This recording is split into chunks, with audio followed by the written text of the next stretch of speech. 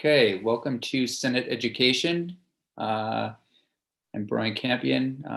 We are about to kick things off today, Wednesday, the 13th of January.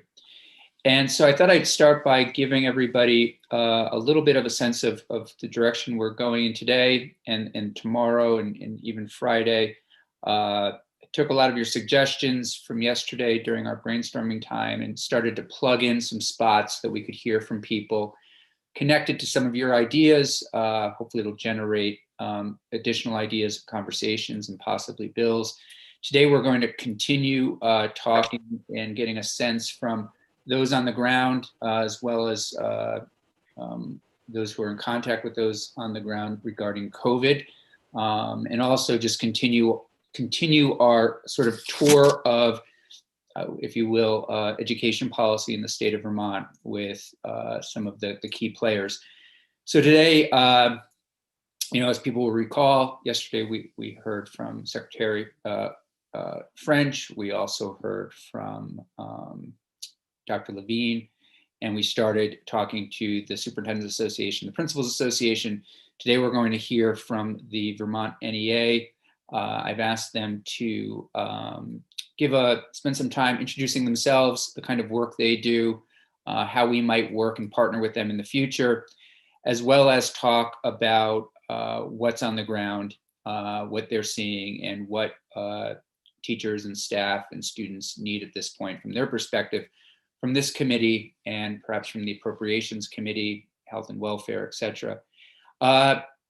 I also asked them to give us a sense of what it's like to be a Vermont teacher. And, one of the things I mentioned yesterday when we were reviewing, some of our priorities, something that's really interesting to me, I think others as well. What is it like to teach in Vermont? Does it look like to become a teacher in Vermont? What's that process? What is it like to retire as a teacher in Vermont? What is it like to be in the classroom?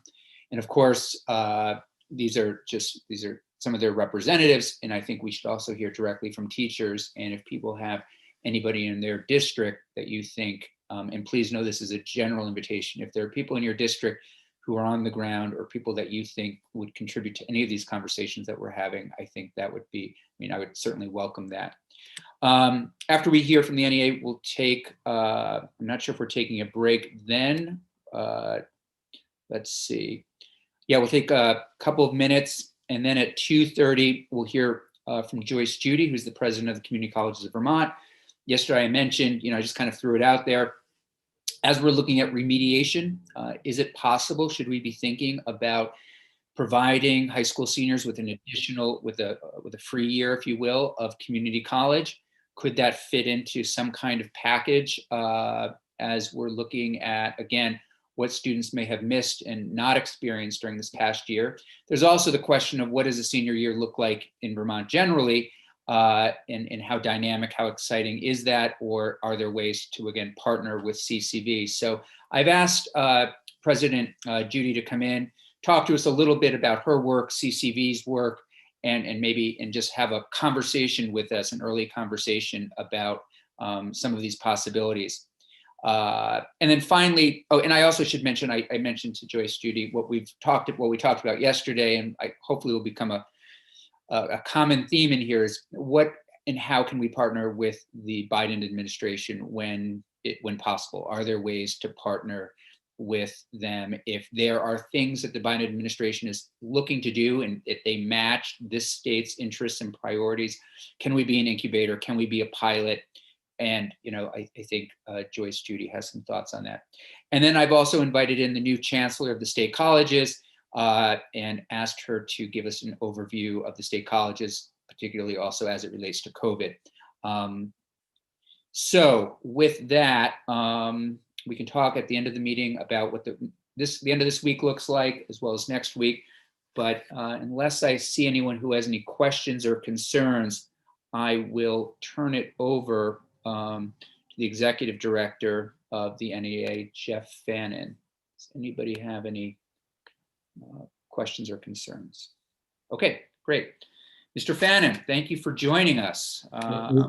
Thank you, Senator Campion, and welcome back to Senate Education. Thank you. Glad to be here. And good to see Senator Perchlik back, but also welcome Senator Terenzini, Senator Hooker, and Senator Chittenden, and Senator Lyons. And I'm going around my screen here, my Hollywood squares.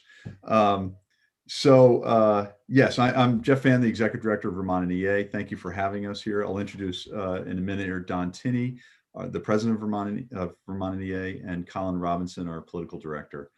And these are the faces you'll see in this Zoom environment now with you folks. And if you have questions, we'll give you our contact information so you can reach out to us. And by all means, please do so.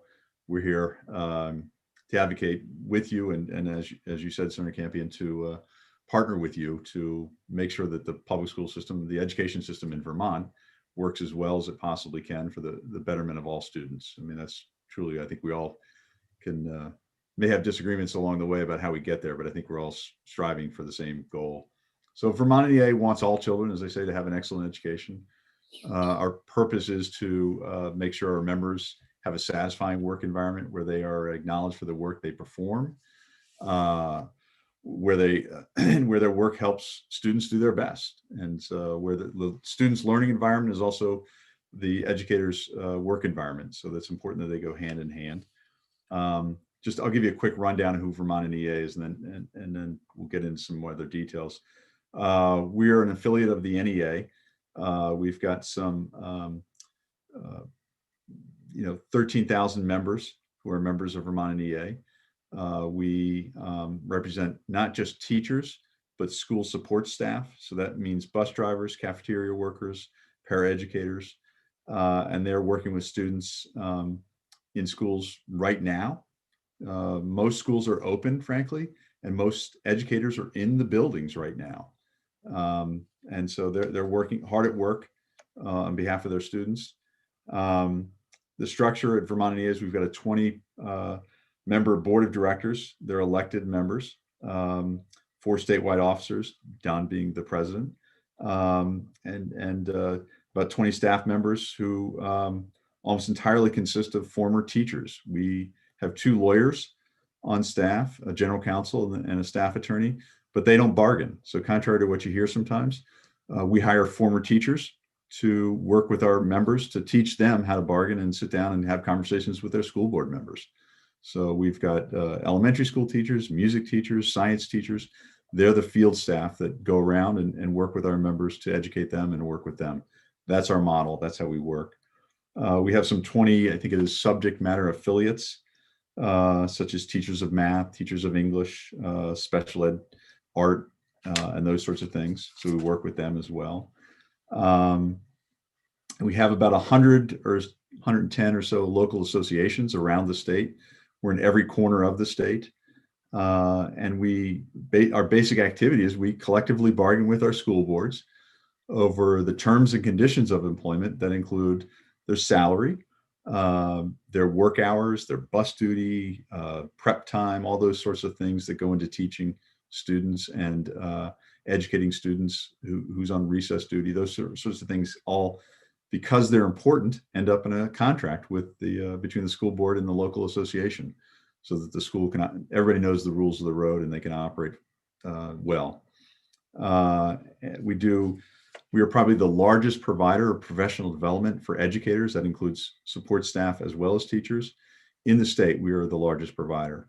So we are providing a lot of PD, as we call it, to our members around the state all the time.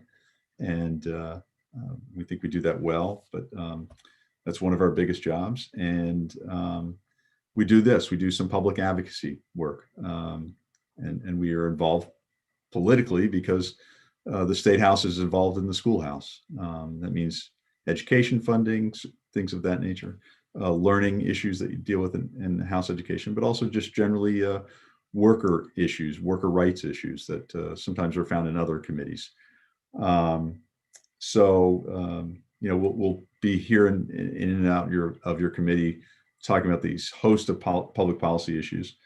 And I think with that, I will turn it over to Don to sort of get into the moment we're in now, the moment of the day, the pandemic. So with that, I'll introduce Don Tinney, the president of Vermont NEA.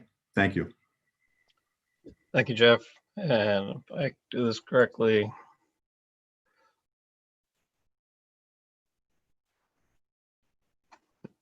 is that correct?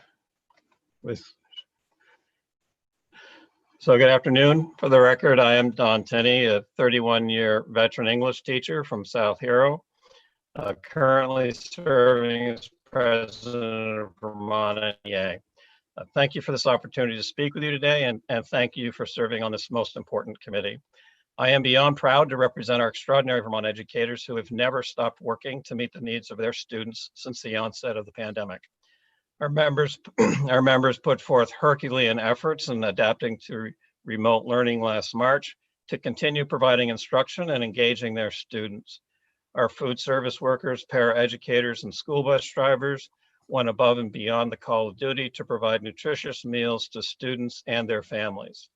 If COVID-19 has taught us one thing, it is how important schools are in providing a nutrition lifeline to the children and youth of Vermont. This is why our organization will continue to promote the implementation of universal school meals in every community, because educators know that hungry children cannot learn. Feeding all of our children is an integral part of educating our children. This is just one true indicator of why the public school is the bedrock of every community. As essential workers on the front line, our educators have been going to work every day, providing direct instruction and support to students in their classrooms, as well as students learning virtually at home. The hybrid models, which I'm sure you have heard about, have allowed schools to maintain proper physical distancing and other safety protocols, but they have nearly doubled the workload of our teachers, since they must plan and implement lessons for both the physical classroom and the virtual classroom. While students may not be learning every lesson in our traditional curriculum, they continue to learn on a daily basis and have had to acquire executive skills that they would not have ordinarily learned until later in life. Our support personnel, including custodial and main staff, bus drivers, paraeducators, administrative assistants, and food service workers, continue to put themselves at risk on the front lines in service to their students. When we consider the health risks and the chronic unpredictability that our members have been enduring since last March, we can easily understand why they have been experiencing levels of stress and anxiety as never before. Our educators have always been focused on the social emotional well-being of their students, and in these tumultuous days, we have been reminding them to focus on their own social emotional well-being.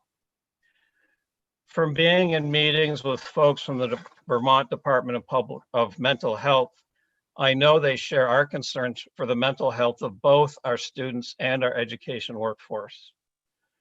We must continue to work at banishing the stigma associated with mental health issues and make sure that the resources are available to provide counseling and other services to our students and our educators. In the spring of 2019, through a grant from the National Education Association, Vermont NEA convened a summit of nearly 200 education stakeholders to discuss trauma-sensitive practices and our approach to creating safe, compassionate schools. Our work has continued, and over this last summer, we hosted a webinar series with Dave Melnick of the Northeastern Family Institute, who discussed adverse childhood experiences, resiliency, and how we can shift our mindset about student behavior. We received additional funding from our national organization to work with our New England counterparts in a regional approach to this work, incorporating a train-the-trainer model and other ideas in how we can make this work sustainable over time and across all school districts. This is not work that can be accomplished by sending individual educators off to a workshop or holding one in-service training. In the virtual setting and in the classroom, we must continue to address the trauma our students and educators have experienced and pay particular attention to the minority trauma our BIPOC and marginalized students have experienced. We must continue to do everything we can to make sure every school is a sanctuary for every student. All of the additional protocols and programmatic adjustments demanded by the pandemic have dramatically changed the school day, and our educators, as do all Vermonters, long for the day when we can return to what we used to call a normal routine. We share the goal of our state leaders to return to full-time in-person learning, but only when it is safe for students and for the education workforce. While learning has continued throughout the pandemic, remote learning is not an effective substitute for in-person learning, where students experience daily interactions with their educators and peers. Since returning to full-time in-person instruction is a top priority, then protecting the health of the education workforce through vaccinations must also be a top priority. Since last March, our members have not only been busy planning their own lessons and rewriting their curriculum, but have also been involved with local committees in implementing the state's health and safety guidelines and other protocols related to the pandemic. Over 20 of our members joined our Vermont NEA statewide task force on the safe reopening of schools to address the issues related to our return to the classroom. Before the start of the school, the task force hosted virtual town halls with Dr. Mark Levine, Dr. Brina Holmes, Dr. William Raskin, Dr. Benjamin Lee, to disseminate up-to-date medical information to our members. They have also met with Secretary French to share their concerns and to hear his perspective on reopening. They continue to meet to address health and safety concerns, and most recently hosted a webinar with industrial hygienists affiliated with the National Education Association to explore the issues related to ventilation in our school buildings. Air quality will continue to be an issue we need to address during the pandemic and beyond. And we appreciate the General Assembly's support of HVAC inspections and upgrades. As educators, we never thought we'd be learning so much about HVAC systems, epidemiology, physical distancing, and the difference between viral droplets and aerosols. But the learning curve has been steep and interesting. Learning is at the core of what we do. Our educators cherish the time they spend with their students and are the people in their young lives outside of their immediate family who know them best. They know how their students learn, and through ongoing informal assessment, know what interventions and supports they need. Our educators will need additional resources to support their students as they address the unfinished learning from the pandemic. Vermont educators are up for that challenge, driven and sustained by their love and commitment for their students. Thank you. I'll turn things over to Colin. Wonderful. Thank you, everybody. Great to see folks, and welcome Senator Campion back to Senate Education. I will keep this brief so you all can have opportunities to ask your questions. But I did want to, as we look ahead, Vermont NEA has a comprehensive legislative agenda that we'll be sharing in the next week or so that touches on a suite of issues from education funding to educational equity and quality issues. But one specific issue that I want to lift up as we look ahead to this pandemic moment and we look to recovery. There are models across the nation that it's a model called the community schools model. And it echoes a lot of the points that Don mentioned, that schools are at the heart of our communities. They are the bedrocks of our communities, and they provide supports to students and families so they can be successful learners. And this model is a metric through which schools can provide greater support for students and families as we recover from the pandemic. So what this would look like on the ground is perhaps having additional resources for families to receive medical support inside a school setting, or mental health support, or be able to receive connections with different state agencies for critical social and economic needs that they might have, or housing assistance. The idea is that our schools, as Don said, are the cornerstones of our community. And in that role, they provide a lot of needed support to students. but our schools aren't necessarily the best equipped to provide those supports. So this community schools model would allow schools to develop partnerships with other organizations so they could be hubs for students and families to receive the supports they need, so students and their families can be successful citizens as well as successful learners, and allows educators, teachers, and support staff to do the critical work as we emerge from this pandemic, to be able to focus on learning.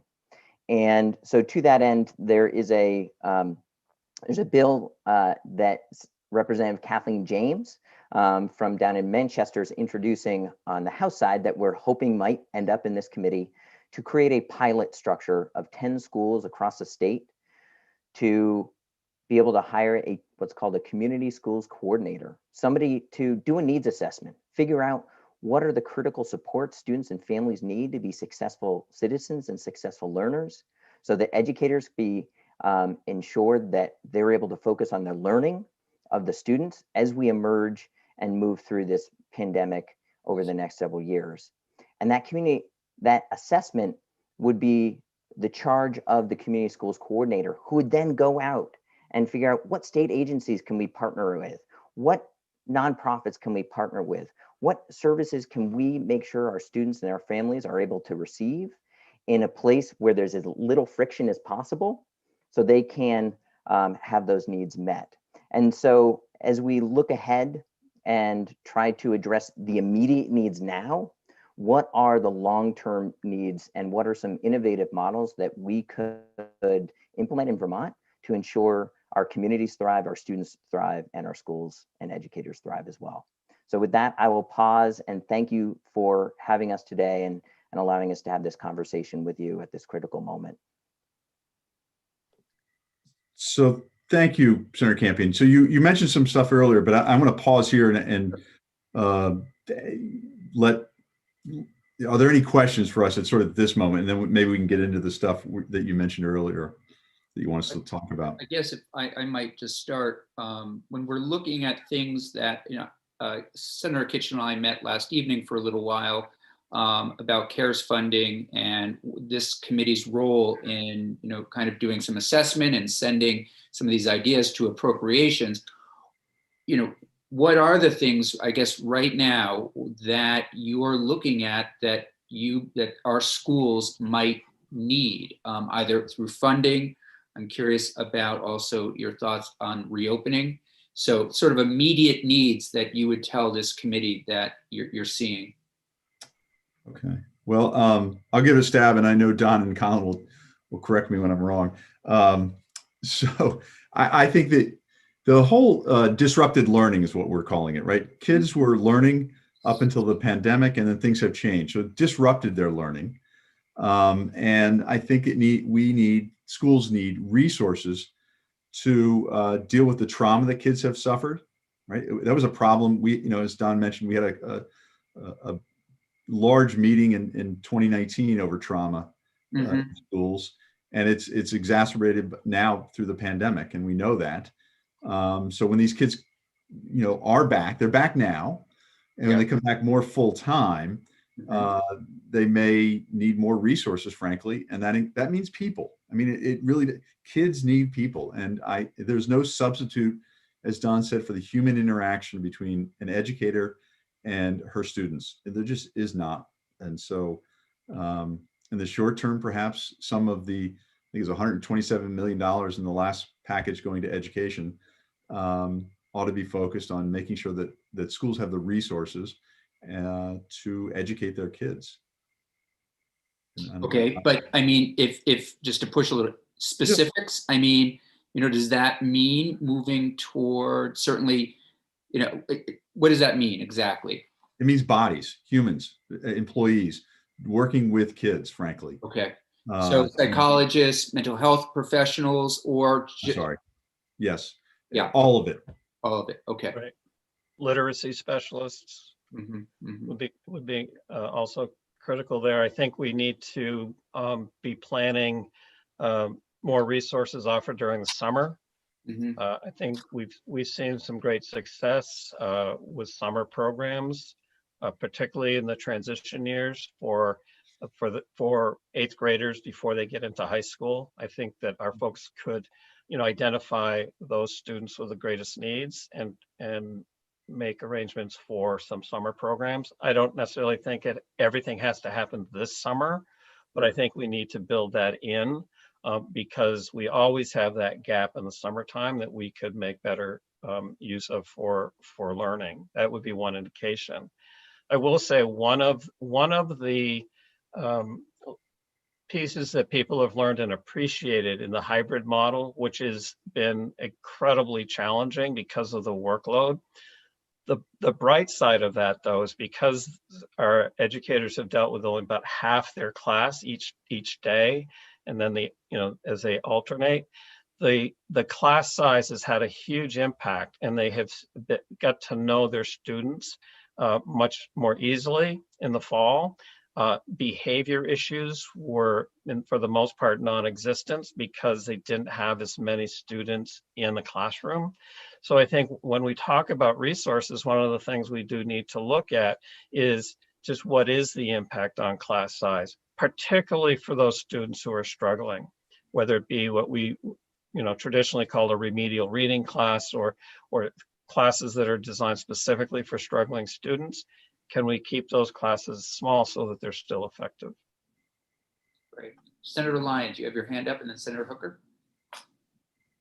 Thank you. And thank you for all of this. I think what you have been talking about resonates with what some of us heard at a Essex Westford school meeting last night. And Senator Chittenden and I were there together, so he can help with this one as well. But one of the things that we heard was the shorthandedness that people are feeling, that staff reduction has been significant, and as a result of COVID. And as we go forward, that hopefully that'll change and people will regroup. But in the interim, I have two questions. I have a lot of questions, but and I don't mean to comment so much up front, but just contextually, I think it's important. The issue of how best to provide those mental health or human services resources in schools has continued to be a debate. It's always about whose job is it. Teachers, of course, are. I'm always amazed at what our teachers do and what they can do for the development of children and helping counsel them. But the question is, as you're looking at the resource needs, and including mental health, healthcare, all the rest, how do you see that happening? So is the point person the school nurse? Is the point person someone at AHS bringing in additional counseling staff? Is the point person the teacher who has faculty development to take them in a new direction? So this has been an ongoing question. What role does the teacher play and in human service needs, and what role might a school nurse play? You get my drift here. So I'm just looking for your thoughts. So, Senator, I'd be happy to speak to that as best I can, and then might defer to Don. You're exactly right. I mean, this is not a new conversation. Of course, your other committee, I know it's come up many times, and there's been a lot of conversation. Quite frankly, how some of these costs are now baked into the education fund, right? Right. In addition to the critical services. So I think, as we look ahead, what would be most critical, first and foremost, is to figure out what's going to work in each community, because I think we know that schools and school districts work differently in different parts of the state. And so a one-size-fits-all approach is not necessarily going to be appropriate because it might not meet the needs of places in various and diverse corners of our state. I do think fundamentally that's part of the reason why we're sort of interested in this pilot community schools model, because what it does is it creates this one individual. Because one thing that we've learned, and actually Senator Campion, one of the schools down in Bennington, we visited last spring, or sorry, not last spring, last fall, a year ago fall, and it was sort of adopted as a community schools model about 20 or so years ago. And what they realized is over the past 15 or so years, it's kind of not been doing exactly what they'd originally hoped. And I remember asking, well, why is that? And they said, well, it used to be the principal that did this, but then other stuff came up, right? And there wasn't one person who was able to own that work, to build that connection with the designated agency, to reach out to the Department of Mental Health to say like, hey, how can we get additional resources in here? To build that relationship with the food shelf or the federally qualified health center, to maximize those resources and supports for students and families. So I think having that one person that owns that work is really critical. I'm not sure that putting it on educators is necessarily the best, just because they might not have the expertise. And I think, quite frankly, I'm sure the Department of Mental Health and the Agency of Education have, we all know, a tremendous amount on their plate right now as well. So I don't know that fully answers your question, but I think that that's sort of what we're trying to drive at with this notion. It does begin to answer the question. And I think ultimately, because it does sound like a terrific program, it does get down to how it's funded, and adding more into the education fund for me is, I think our constituents would roll their eyes. Having said that, then if you'd ask our designated agencies or AHS similarly, they would start to roll their eyes. So this is going to take a little heavy lift on the resource part. But I guess the question I have is, it seems to me that this is so very much related to COVID and having some urgent response to the increased mental health needs, that the CRF should possibly be available to, sort of jumpstart the pilot programs that you're talking about. So I'll leave that to the chair of the committee to duke that one out with someone. Or I can help. It'll be all hands on deck. Good question. Senator Lyons, did you have a follow-up to that? No, I think that's good for now. I think we've got a lot to go through. Okay. Senator Hooker. Thank you, Mr. Chair. First, I want to say that I don't know if it's just my internet, but I'm occasionally having kind of glitches, and that just underscores the need for better broadband, which is an immediate thing that we have. Secondly, I want to commend Mr. Tinney for the webinar last night on pensions. I think that's another thing that we need to talk about as far as education is concerned.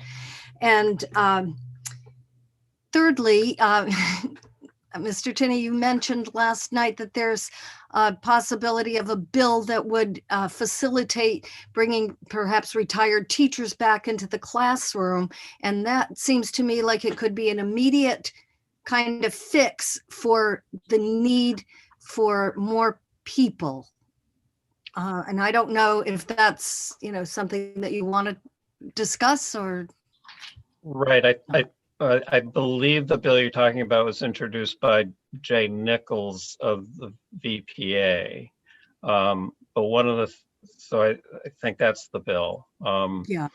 In terms of bringing retired folks back, I think it's if they feel safe, I think our retired folks have historically been our best substitute teachers in my experience, right? They know the school, they know the kids. I think that's one thing to be thinking about. I do think, as Jeff mentioned, we're going to be nationally at a crisis level of teachers wanting to retire earlier than expected. So I do think we have to look at the workforce in that way.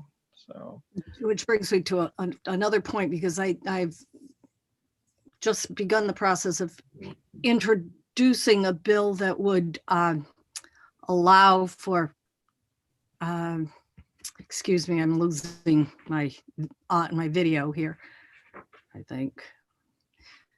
Allow for loan forgiveness for people who go into teaching and Right. will stay in the state. So I'm hoping that that gets some traction. I think that would be extraordinarily helpful. I think one of the financial aspects of the profession are one of the things that keep young folks out of the profession because they see opportunities elsewhere. I do think we need to be creative about how we bring folks in. I do want to caution, however, as former chair of the Vermont Standards Board for Professional Educators, that in some states they have wanted to lower standards for folks as they come in. And Vermont has a very proud and rich tradition of holding our educators to a high standard for entering the profession. And I think that we need to maintain that because our children and youth deserve the best teachers, and the Standards Board is the gatekeeper for that. So, and I think that would be true whether you're bringing somebody back out of retirement or recruiting someone elsewhere. Thank you. And to speak just briefly to Senator Lyons' point, one of the reasons we're doing all the work in the with social emotional well-being and shifting the mindset of the education workforce is we probably couldn't find enough mental health counselors to deal with all the issues. So we need to have the time, the resources devoted so that everyone in the school is thinking in terms of social and emotional well-being. And then those students and staff who need more direct mental health services, that they are directly available. But we can't expect all the behavioral issues and all of the trauma cases to be addressed by a mental health counselor. We have to do that community-wide. So we'll continue that work. I hope that's helpful. Senator Terenzini. Thank you, Senator Campion. Colin and Jeff and Don, nice to meet you. I took some notes. I'm not all that well, my thoughts are not all that well organized. I was listening as the three of you gentlemen were speaking. So I think I'll just sort of popcorn a few of my thoughts here and things that are important to myself as a committee member, and I think many of our constituents. Number one, and we talked about it in health and welfare, but just as we have a nursing shortage and we need to figure out a way to do a better job of retaining our college age young adults and encouraging them, if they go to school out of state, come back home and give us an opportunity. We have to figure out a way, I believe, to keep young aspiring teachers in the pipeline. And I don't know the answer to that, but it's a problem that I think that we can all recognize, that we are losing too much talent to other states because they choose to go to college elsewhere. And then, it's for one reason or another, they don't come back home and give us a shot. Number two, broadband. We can't say it enough. It's to me, it's one of those nonpartisan issues. I mean, everybody and any elected official should recognize in 2021 that we need to do better for all residents, and that impacts our students so much, especially with them being home. I have 4 children, 2 of which are in elementary school, and the struggle is real, as they say, with broadband. And I live in Rutland Town. I don't live in a rural community that struggles with those issues every day. So there's that. And Senator Campion, if I go off on a tangent, keep me in check here, all right? Meals for children, lunches, especially, to me, there's nothing more heartbreaking than hearing the story of a child going home hungry or not having a meal. As one of you said, we know that good nutrition leads to good education and good participation and so on. So that's an important issue that, the school the school of 30, 40, 50 years ago to me isn't what it, is today. It's for their education, it's for their psychological needs, it's for, their best. Some students, unfortunately, the best meal of the day is what they get in the cafeteria at lunchtime. And then, the retired teacher idea is a good one. And I think it's almost heroic for some of these teachers to come out of retirement, to come back in the classrooms with the risks of the pandemic, especially if they're in that 65 plus age range and they choose to. And I would love to see these folks, if they choose to come out of retirement, have the state figure out a way that they could become part of that 1A or 1B or whatever the category is for the vaccines. Because if they're coming back into the classrooms, we know in a normal year what the stomach bug and the flu and everything else that circulates a classroom in January and February, now to think that a teacher coming out of retirement could possibly be infected with the coronavirus, especially at a later stage in their life. I mean, it'd be heartbreaking. And obviously, it's my opinion, along with many, that funding education is critical, but funding it fair and equitably across the board is important as well, because many property owners feel that taxes are too high, and that could be a deterrent for keeping people in Vermont. And finally, I would just ask a question here, not that we need to solve this today, but I wanted your opinions. Interestingly enough, I heard from a constituent during the campaign, and I heard the other day from another constituent as I dropped my daughter off at school. Both of these parents were in favor of putting seatbelts on school buses.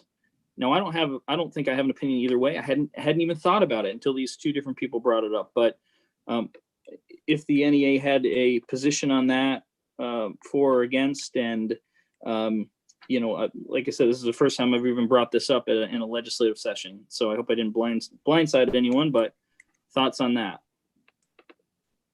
Well, that's an interesting question. I know Senator Perchlik from Transportation is also on this committee. I don't know if he wants to weigh in here, but we'll start with the NEA. Do you have a position on that? On the seatbelt issue? Yeah. I mean, Yeah. Well, it's on the table. Yeah, no, it's fair. There's Thank you, Senator Terenzini. You've put a lot on the table. It's good, rich discussion to have, certainly. The seatbelts on the school bus, I've never understood why they're not there, frankly. I mean, when my kids were little, they were buckled in and should be. And so I think, and they remain so. And now it's part of their DNA, right? I mean, they get into a car and they drive and they put on a seatbelt. It's who they are. And I think the same could be over the long course to get these kids on a school bus in a seatbelt. There must be some reason. I'm not aware of why there isn't. And so maybe somebody here does. I do not. Senator Perchlik, did your committee, have you ever looked at this? Yeah, it has come up. I can't remember the reason. I know some school bus have seatbelts, so it's voluntary. It's not required. So I'm not sure why, but I do remember we talked about it. But Senator Chittenden and I can bring it over to that committee and bring it up. I know we regulate the colors of the buses all down to the very details, so we definitely could do it. But I know we've talked about it. I just can't remember why it was decided not to make it a requirement. Well, I appreciate that. Senator Lyons, do you know something about this? No, I don't know how far it goes, but when I was on the school board, it was all about whether or not we were going to buy a school bus with seatbelts and all the pros and cons of it. And ultimately was an individual school decision or school board decision or supervisory district decision. It's probably still that way. And I don't know whether the Department of Health has a policy on that or not, but that'll be fun in transportation to take that one up.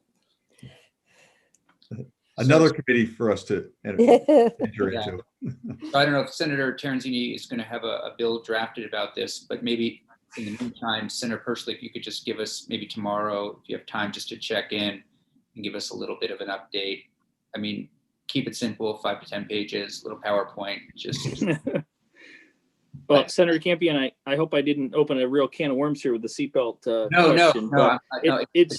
It was just interesting to me that I heard it twice from different constituents. So it must be it must be on the minds of some people out there. Yeah.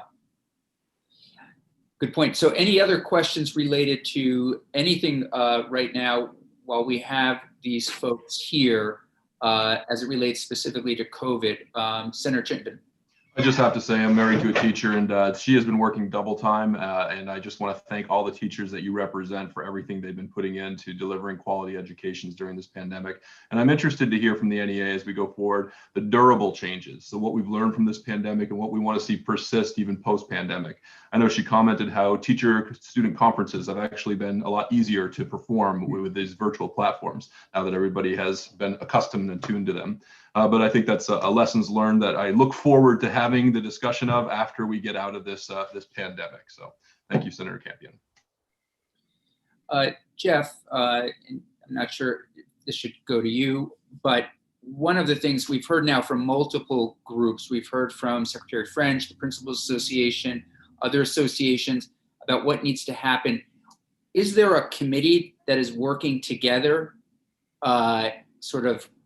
that's putting together something that's saying, okay, this is what we need and this is what we're going to do. This is collectively what we need from appropriations. You know, I've heard things about summer programs, pilot programs, assessment, mental health, but sort of a COVID / post-COVID committee, or I just don't want everybody working in their own silos. That's what I'm trying to get at. And the Principals Association put together some really good points yesterday. You're all raising good points. How's that going to happen? Well, it should happen. I'll say that. And I could not agree more. And we do. I mean, unfortunately, we're all working in our little Zoom silos. And Sure. We used to meet regularly with the folks over at 2 Prospect, the superintendents, school boards, and principals, and special ed directors. And we don't anymore for obvious reasons. But, you know, I just spoke with Jeff Francis and Jay Nichols an hour and a half ago, whenever it was, 2 hours ago. And so we do speak with them. We should probably, your point is well taken. We should be coordinating how we want to focus our attentions and energies. We do have disagreements. I'm not going to say that we don't, Sure.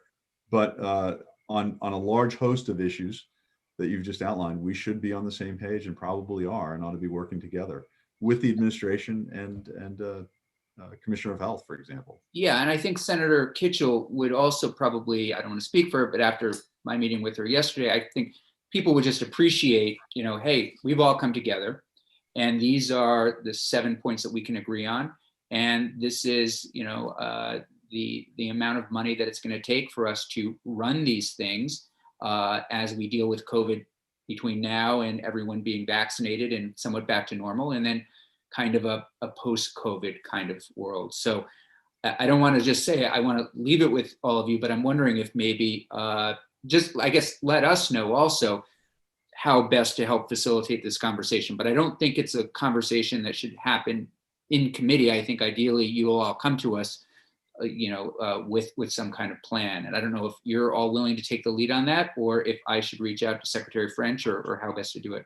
How about this, Senator? I will take it. I've got a note to myself, and I'm going to reach out and we do meet with the Secretary of Education on Fridays, all of the groups, Right. And that's been going on since, is it March or April? I don't it feels like forever, on a weekly basis on Fridays. But we have, I mean, those have been frankly just very critical needs of the week. You know, closing schools in the spring, reopening them in August, September.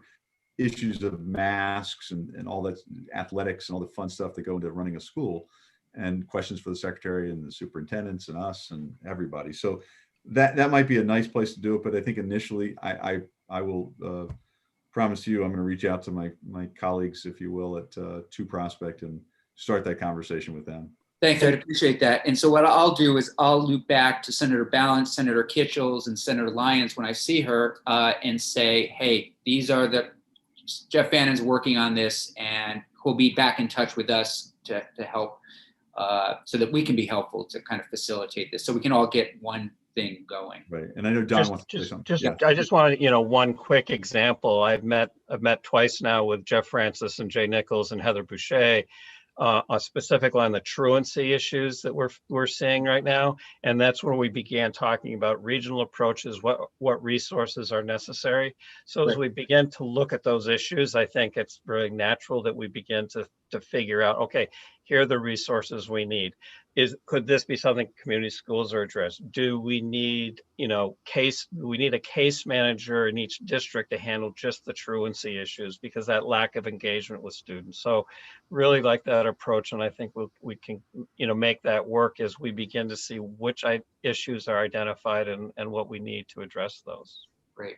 And the truancy issue is big. I mean, upwards of 30 to 40% in some places. Yeah. Huge. It's scary. I think I've made it clear. My uncle is a principal at the elementary school in Hardwick. And I know that, he hasn't talked to me about truancy, but he's just talked about, the kids that are are off their radar. And normally these are children that would be on their radar and they can check in. And I think unless there are final questions from the committee, I think we'll leave it there for today, since I do want everybody to just, I was reminded today by leadership, give everybody a moment to stretch before we have Joyce Judy join us in just about 10 minutes. But any other final questions, comments?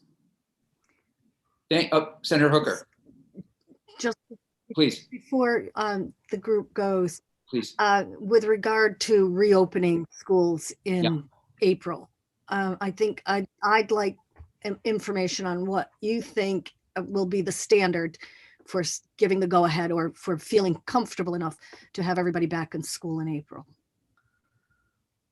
And just to give you some information there, yesterday we asked that question of Dr. Levine, and I think generally, I don't have my notes right in front of me, but he was looking at community spread and spoke pretty generally. So it would be interesting to hear also the kinds of things that you are all thinking about. I don't know if you have a sentence or two now to mention, Jeff, or if you'd prefer to come back. It doesn't matter to me.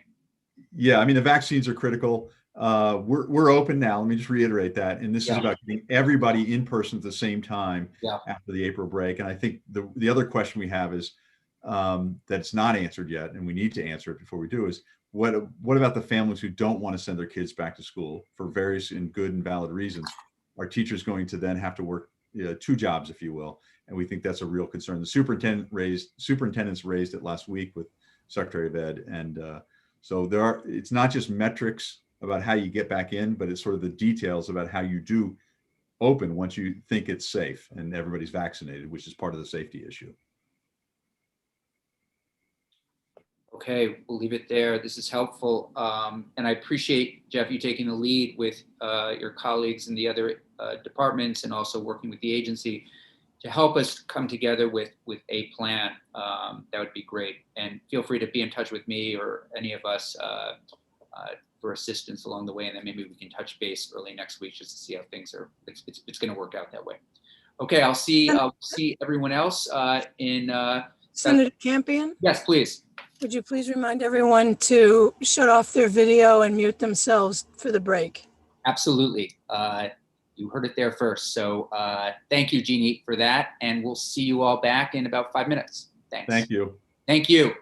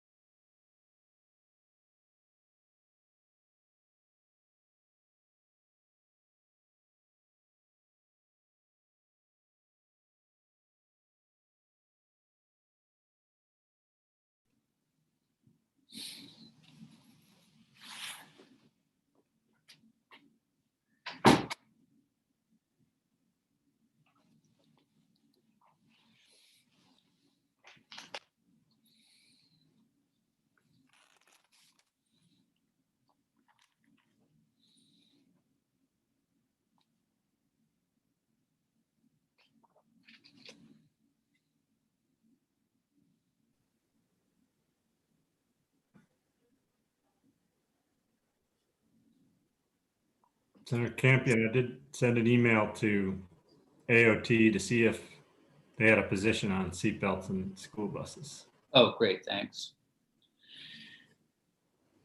Okay, I think, part- Jeannie, you there? There we go.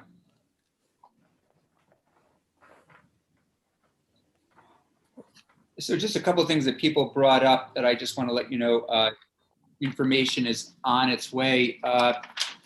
We're going to get a briefing this week on broadband. I don't remember if it's tomorrow or Friday, but I've asked June Tierney to come in, talk to us. A lot of that work is done on finance, but we certainly should and need to play a role. And then also a little bit about property taxes and education funding. I know some of us have been through these kinds of how it works conversations, but they're always a good reminder. And I've asked Treasurer Pierce to come in also to talk about pension liabilities, bonding, and her role with this committee. So this is informational stuff that'll be coming. But let's continue our discussion. It's great to have President Joyce Judy of the Community College of Vermont with us for a conversation about our community colleges, our community college system. You know, as I mentioned, President Judy called me yesterday after hearing that, you know, perhaps it might be considered in some way through with our committee and other committees, giving students an additional year of high school or giving them a free year at CCV, if that were to make sense. We also talked a little bit about partnering with perhaps with the Biden administration, if they are putting out pilots or if there is funding coming from the feds on reducing the tuition costs and just the community college in general. What's happening now, what it is, how it works. You know, a little bit about your own personal history would be great as well, President Judy, and what you might be seeing on the ground right now with regard to COVID and classes as a college institution. So with that, I'll turn it over to you. Thanks for joining us, and we're thrilled you're here. Great, and thank you so much for the opportunity. I'm Joyce Judy. I'm president of the Community College of Vermont. And as Senator Campion said, he and I were talking last night, he suggests I come in and give a little bit of an overview of CCV, although there are many familiar faces on this committee. And so some of you probably could give this overview as well as I can. So I'm grateful to that. I'll give you a little overview, then I'll talk really specifically about our dual enrollment early college, and then a little bit about the McClure Foundation gift that was given to graduating seniors. And then I'm happy to answer questions, go in any direction. So really this is intended to be a conversation. I'm not here to pitch anything because Senator Campion said it would just be great to have people have just a general baseline of who and what the Community College of Vermont is. So just to give you a little bit of a background, CCV actually celebrated its 50th anniversary last year. And if anyone had told me last February, when we actually were in the State House to celebrate our 50th, that we would be celebrating our 50th with 9 months of our centers essentially being closed, I would have thought people were nuts. But instead, we did. But what has been really, really fascinating is CCV is as strong or stronger than ever. So I am incredibly proud of our staff and faculty for the way we've been able to take advantage of what's going on in the environment and build on it. But you know, we are 50 years old, and at the time when we were created, Governor Dean Davis's vision was, how do you take and provide a college education to Vermonters in there locally, and the challenge is do it in a really rural state. And so, you know, how do you do that? And his, you know, core belief was that Vermont communities are incredibly rich. And with talent, you take people that are interested, who are practitioners, put them in a classroom with people that are highly motivated to learn, and you really have something special. And I would say that core value has carried us through for 50 years. Now we look a lot different and we've made a lot of changes. Back in the 70s, tuition was free and faculty taught for free, except they passed ahead at the end of a class. And if you hit the mark, you might get a donation. If you didn't, you might not. And if you had, all those iterations. So, but we've come a long way. And today, I think probably most of you know that we are the second largest college in the state of Vermont, next to the University of Vermont. But one of the things that I'm particularly proud about is we serve more Vermonters than any other college in the state. We serve, and that is our population. 95% of CCV students are Vermonters. And I would dare say that the other 5% are not people who came here for their education, but moved here and haven't been here for 12 months, so they don't qualify for in-state tuition. The other handful or two is we always have some international students who came here for an international experience at one school and it didn't work out, and they continue using their J1 visas at CCV. But essentially, CCV has in a pre-COVID environment and a post-COVID environment, we have 12 centers throughout the state of Vermont. So we have 12 physical centers, and we have always prided ourselves in being within 25 miles of 95% of the state's population. So it is, we are a statewide entity, and people can find their way to us relatively easy. One of the things that is really, and was just so fortuitous for us, particularly with it, given this current environment, is that we started our first online course in 1996, long before it was, it was popular. At the time, we actually piped in Senator Leahy from Washington, with, it was duct tape and orange juice cans and everything, but we thought that was the coolest thing. And today it would be, pretty standard, but we decided that we wanted to get into online education because it was another way of increasing access to Vermonters. So yes, we struggle with broadband, and I heard, some of the earlier comments. Yeah, it's a huge challenge, but providing online and remote education still provides opportunity for so many who would struggle with having to physically go to a place. So we were pre-COVID, nearly 50% we run about 700 to 800 classes a semester. And almost 50% of them pre-COVID were online. So it was really, that was never our intent to necessarily grow it that way. It's just, we're consumer driven. And so students that is the way many students choose to learn.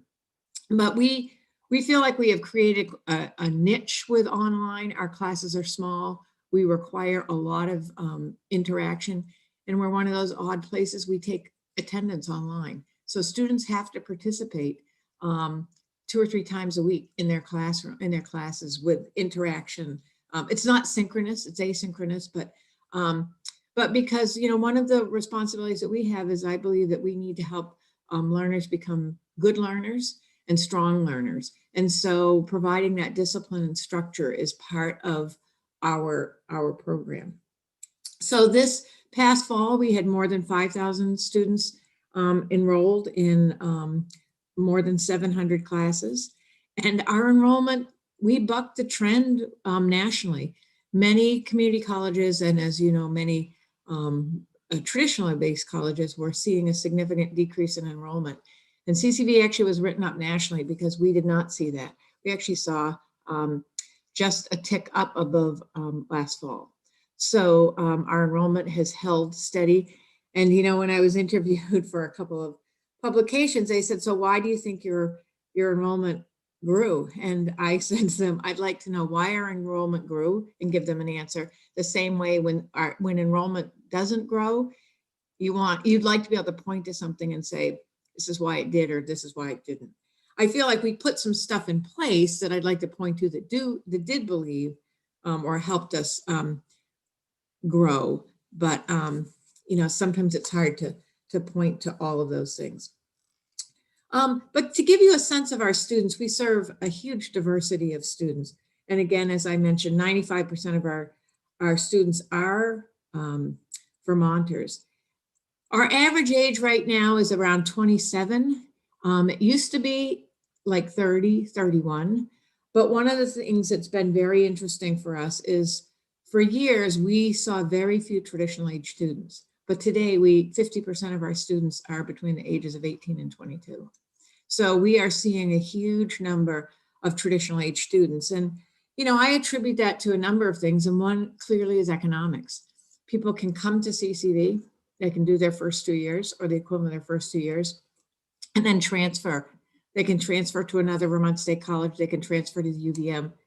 UVM, we have tons of articulation agreements.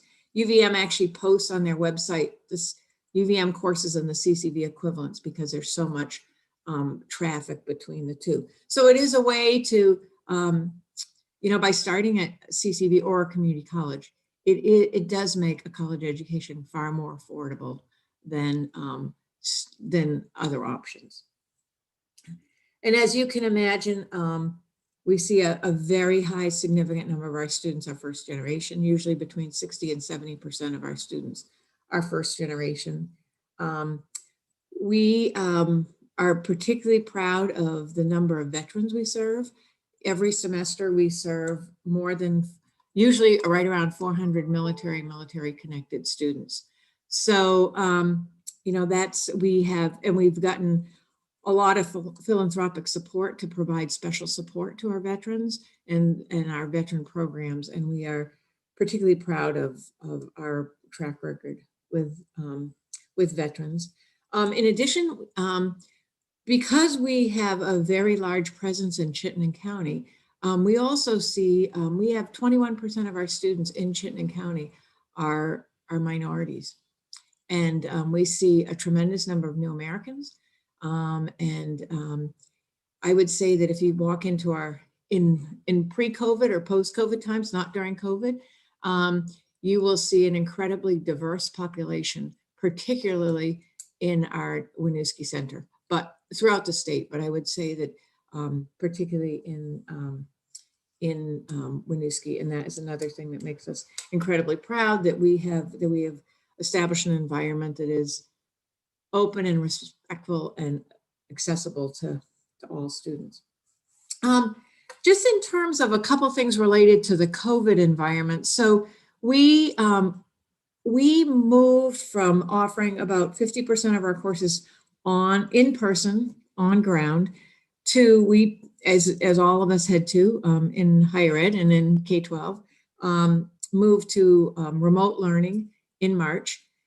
But we did it in a way that we offered 5 different options for remote learning. So we have our traditional online courses, which are all asynchronous, and we also have, and we had started this pre-COVID, but we really have accelerated. And I actually think this is going to be one of the silver linings of COVID, that this is going to become an incredibly popular format, is a combination of synchronous and online.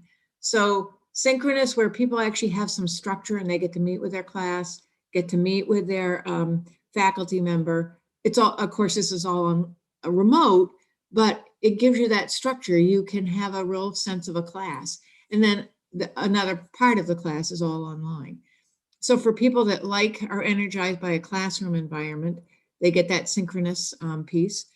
But for our adult students, and when I talk about adults, I mean they're 18 or to 80, because we think of all of our students as adults, because none of them, or very few of them, would identify themselves as, if you met them on the street and you say, what are they doing? None of them would say, I'm a full-time student and then I'm doing this. They would say, I'm working at so-and-so, I'm a parent, and oh, by the way, I'm going to school. And so when we think of our students, we think of them all as adults, because they have multiple responsibilities. And so I think for adults, removing having to travel and be in a place at a given time each week presents some challenges, particularly for students for whom their schedules, they have children, transportation. So I do believe that the synchronous online option is going to continue to grow in popularity for us. The third format that we've been doing is hybrids. We actually, for some of our lab courses, there's mostly online and an occasional on-ground component, so it's face-to-face. We're starting to do a lot more accelerated courses, which can be completed in 7 weeks. And as you know, I mean, that's just the culture of today. People want to do stuff really fast. They'll do it intensely and then move on. And so for students who are looking, who just either want to get through their program pretty quickly, or they know for the next 7 weeks, I can really focus on this, but I don't know after the next 7 weeks. And then the final one, and we got some terrific support from some philanthropists to launch this, is a program that we call Flex, and it's modeled after some programs, particularly in Kentucky, around workforce development, where adults can start. There are multiple start dates. So there's 5 different times you can start a course over the course of a semester, but here's the key: everybody has to finish at the same time. So we have some students who you just know that the first 2 months of their year, September and October, are really busy, but once November comes, I can focus for 2 months. And so it's been pretty amazing. We did a soft launch of 3 courses last spring. We ran 15 courses this fall, and we'll be running more this spring. So it's interesting because adults they don't have to start at the same time, and I think the key for us is building in as much flexibility as we can with students. But so we try to make it as easy as possible for students to attend, but the rigor and the challenges have to be there, because no matter what, we need to prepare students for the next step. So whether they're going to transfer, or whether they're going into a job, or they're there because their company sent them, the rigor and the standards have to be there. So on the front end, we want to remove as many barriers, but then just make sure that that students are getting what they need. I'm just going to talk just briefly about some of the work we're doing with secondary ed, because I have to say that this is where Vermont has excelled in terms of being very progressive. And I'm really grateful to the legislature for seeing their way forward to fund dual enrollment in early college early on. This past fall, we had 830 students who were enrolled in dual enrollment courses. And last fall, we had 819. So normally in a given year, we serve about between 15 and 1,600 students in dual enrollment courses. So dual enrollment means that a student, this is, the funding from the legislature, where a high school junior or senior can take up to 2 classes during their junior or senior year college classes. And what it does is for me, it does 2 things. One, it helps so many students who didn't imagine that they could do college work. It gives them a chance to experience that. And also, students who are very savvy can take those 6 credits and train, and when they enter college, they now have 6 credits that they can use towards their degree. And for some, they struggle with a course in college, or all of a sudden they instead of taking 5 or 6 courses, they can take 4. It just gives them a lot more flexibility. The other piece that I would say is just an incredible thing, and I think it will continue to grow. So in fall of 14, the legislature funded the program called Early College, where high school seniors can take their entire senior year. It's part of Act 77 to, flexible pathways. Students for whom high school is not working for whatever reasons. Socially, they've exhausted the academic program. They just need a different environment. So in fall of 14, we had 56 students statewide enroll in early college, and this fall we had 176. So and for these students, they get a full year of college. And the stories that we continue to collect of students for whom this has made the difference between they and their families deciding that they could go to college, and it's made it so affordable. I will say that, and the continuation rate for early college is pretty incredible. And this is based on It's not based on this past year's data because we try to collect it longitudinally. 71% of students who have enrolled in early college have continued that next year. That's pretty high. And so what we haven't done is the next step to see if they just took a semester off and come back, but they continued right on. And so we are, I can't tell you how many students have said to me, or how many families, like, because of early college, my family can now afford to send my kid to college. It's hugely beneficial. And so we are particularly, this is an incredibly strong program, and it says something about Vermont. We just need to do more of it. One of the things that we are trying to figure out is, I think all of us, if you look at all the national data, and Vermont's the same, we all struggle with keeping young men engaged.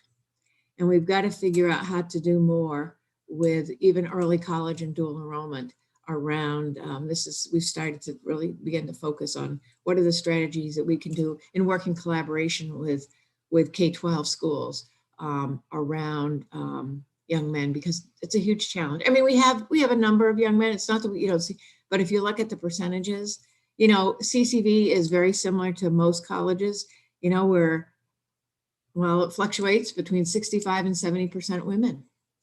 And, I would say that is wonderful on one hand. And, how do we reach a broader population, I think is a challenge. So then my final piece that Senator, drawing a complete blank, Campion. I was going to say Senator Bryan, but I knew that wasn't quite right.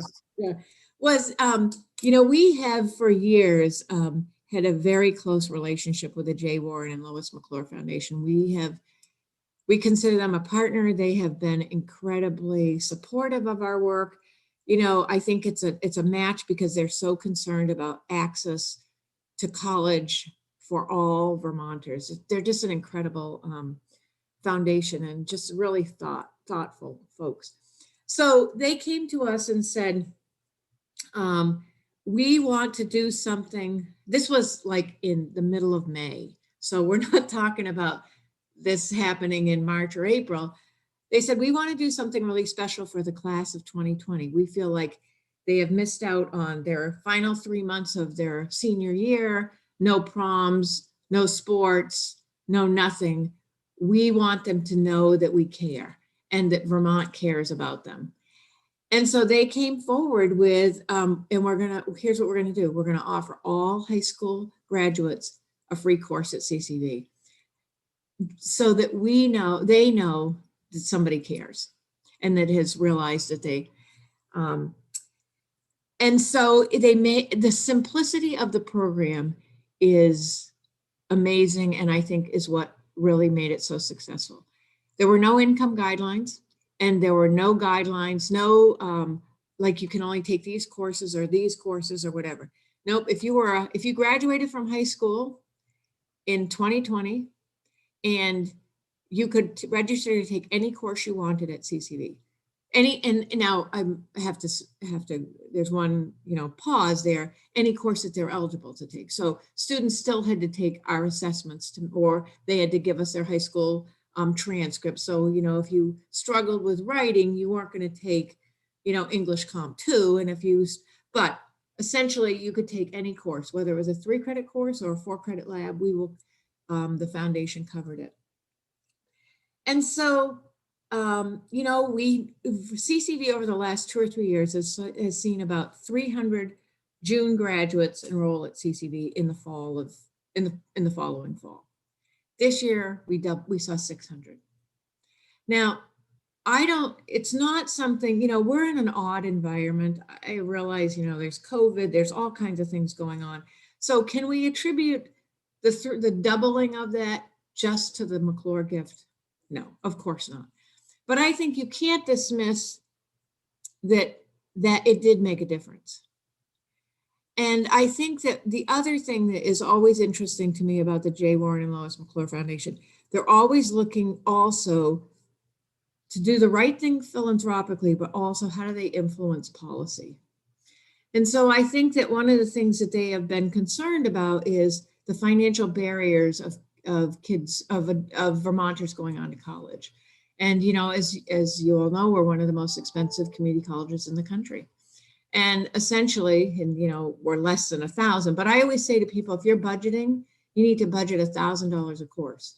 And so for so many of our students, it's not, I'm going to go to CCV or I'm going to go someplace else. It's I'm going to go to CCV or I'm going nowhere.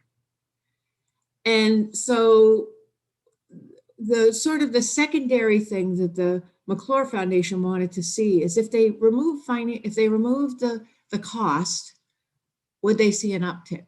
Because as you all know, we have one of the highest high school graduation rates in the country and one of the lowest college going rates. And I have to tell you, you know, I've been at this job for a long time, and that is a nut that is really hard to crack. We keep working at it. We keep trying to make changes. We change numbers.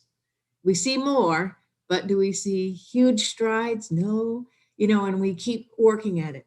But they feel, you know, they wanted to test out if we sort of got cost away a bit, would we see an uptick?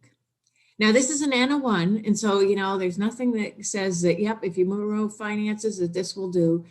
But if you look at that, you know, it's something to think about because they did remove finances and we saw a doubling. And I would also add that as you all did in September, approved using some CRF funds to support adults who had been impacted by COVID to come and take a course, and you removed the financial barrier, and we saw 800 students enroll. So there is something to the cost that none of us can ignore. What we do about it, that's a bigger question. But I think that if we really wanted to make some changes around that college going rate, I think that we do have to look.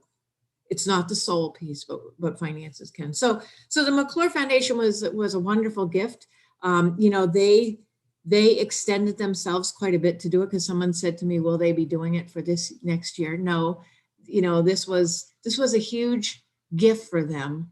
And they committed to it for this past year, but I can't speak for the foundation, but I don't imagine that this is something that they would do again lightly because it did stretch them. But it was an incredibly wonderful gift. And, you know, where the McClure Foundation is right now putting out a flyer that I know they're going to be planning to send to all legislators because it's got some pretty interesting testimonies from students for whom this made a difference on whether they were going to go to school or not. And it's pretty powerful. So I'm going to stop there. As you can see, I'm not very passionate about CCV, and I can talk forever about this. You know, we haven't talked about workforce. There's tons of things I could talk about, but I hope I've given you a little taste. And Senator Campion, are there things that you wish I had mentioned that I haven't? I think that sounds great. I just have, and I'm sure others have questions, but just quickly, how much was the McClure Foundation gift? How much did they give that covered that number of students? So here's the thing. They didn't give us a gift. They guaranteed. So what we did is, so every student, so it was essentially 600 times, it was probably more than $500,000 that they covered. Okay. So they essentially said, we will cover this, you bill us. I mean, this is, you know, this is the beauty of philanthropy and people having money and doing with it what they want to do. And so they just said, you know, we're not giving you a set amount, but we are guaranteeing to every Vermont high school graduate, we will cover your course. So, you know, so we had 600 and I can't remember, like 621. I don't have the exact figure in front of me. Some took 3 credits, some took a 4-credit course. So it wasn't just a straight thing. And then we just simply billed them. Okay. So it was the simplicity of it. It was wonderful. And roughly $500,000. I'd say it was probably a little more than that, but that's just a rough. Yeah. Okay, great. Cheryl, Senator Hooker. Yes, thank you. Thank you. Thank you, President Judy. Do you know how many of those 600 plus kids went on? Well, that's a perfect question because right now we're going to monitor that. We're just registering for our spring semester. So our spring semester starts in 2 weeks. So we will be monitoring that closely because that is an important question in terms of how many of them continue, how many continue this spring, how many continue in the summer, how many continue in the fall. We're very curious about that. So we will be tracking that for us, for the McClure Foundation as well. And I'm sorry, I missed the number of students that CCV has, the total number. CCV has in a given semester, we have more than 5,000 students enrolled. We serve about 10,000 Vermonters a year because we have 3 big semesters. We have a fall, we have a spring, and then our summer is half again as big as our spring and summer. And so what's interesting about community colleges, as you can imagine, we don't admit a class and they'll be with us for 4 years. We put out a course list 3 times a year and people come and they register. So, it's, there are some students who continue on, they enroll full-time and they're going to go through and finish in 2 years. But 80% of our students are part-time and they are in and out. I'm a big believer that I think one of the big changes in higher ed today, and it was, amplified by COVID, I think we're going to see, there will always be the Middleburys and UVMs and Dartmouths of the world where they accept students and they will enroll and plan to be there for 4 years. But then I think there's a pretty big swath of people who will be enrolling in college, getting a degree, getting a credential, getting a degree, going to work, coming back, being passed over by several promotions. I will tell you that is a big motivator. They come back, they get enough education for what they want, they leave again. I just think this in and out. So all the metrics, things like graduation rates and retention rates, those aren't so meaningful to community colleges because of our population. There are other things that are incredibly meaningful, but graduation and retention are less important to us than the success rate. For example, when a student registers and pays for a course in January, I want to make sure they have successfully completed it when they leave. That probably is one of the most important measures for us. I'm a firm believer in education being a lifetime experience, and CCV is certainly an area or an entity that adds to that. So thank you. Thank you.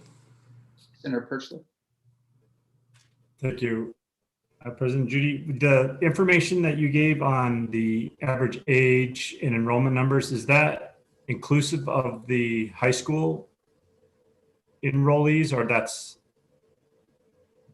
without them? The average age is with them.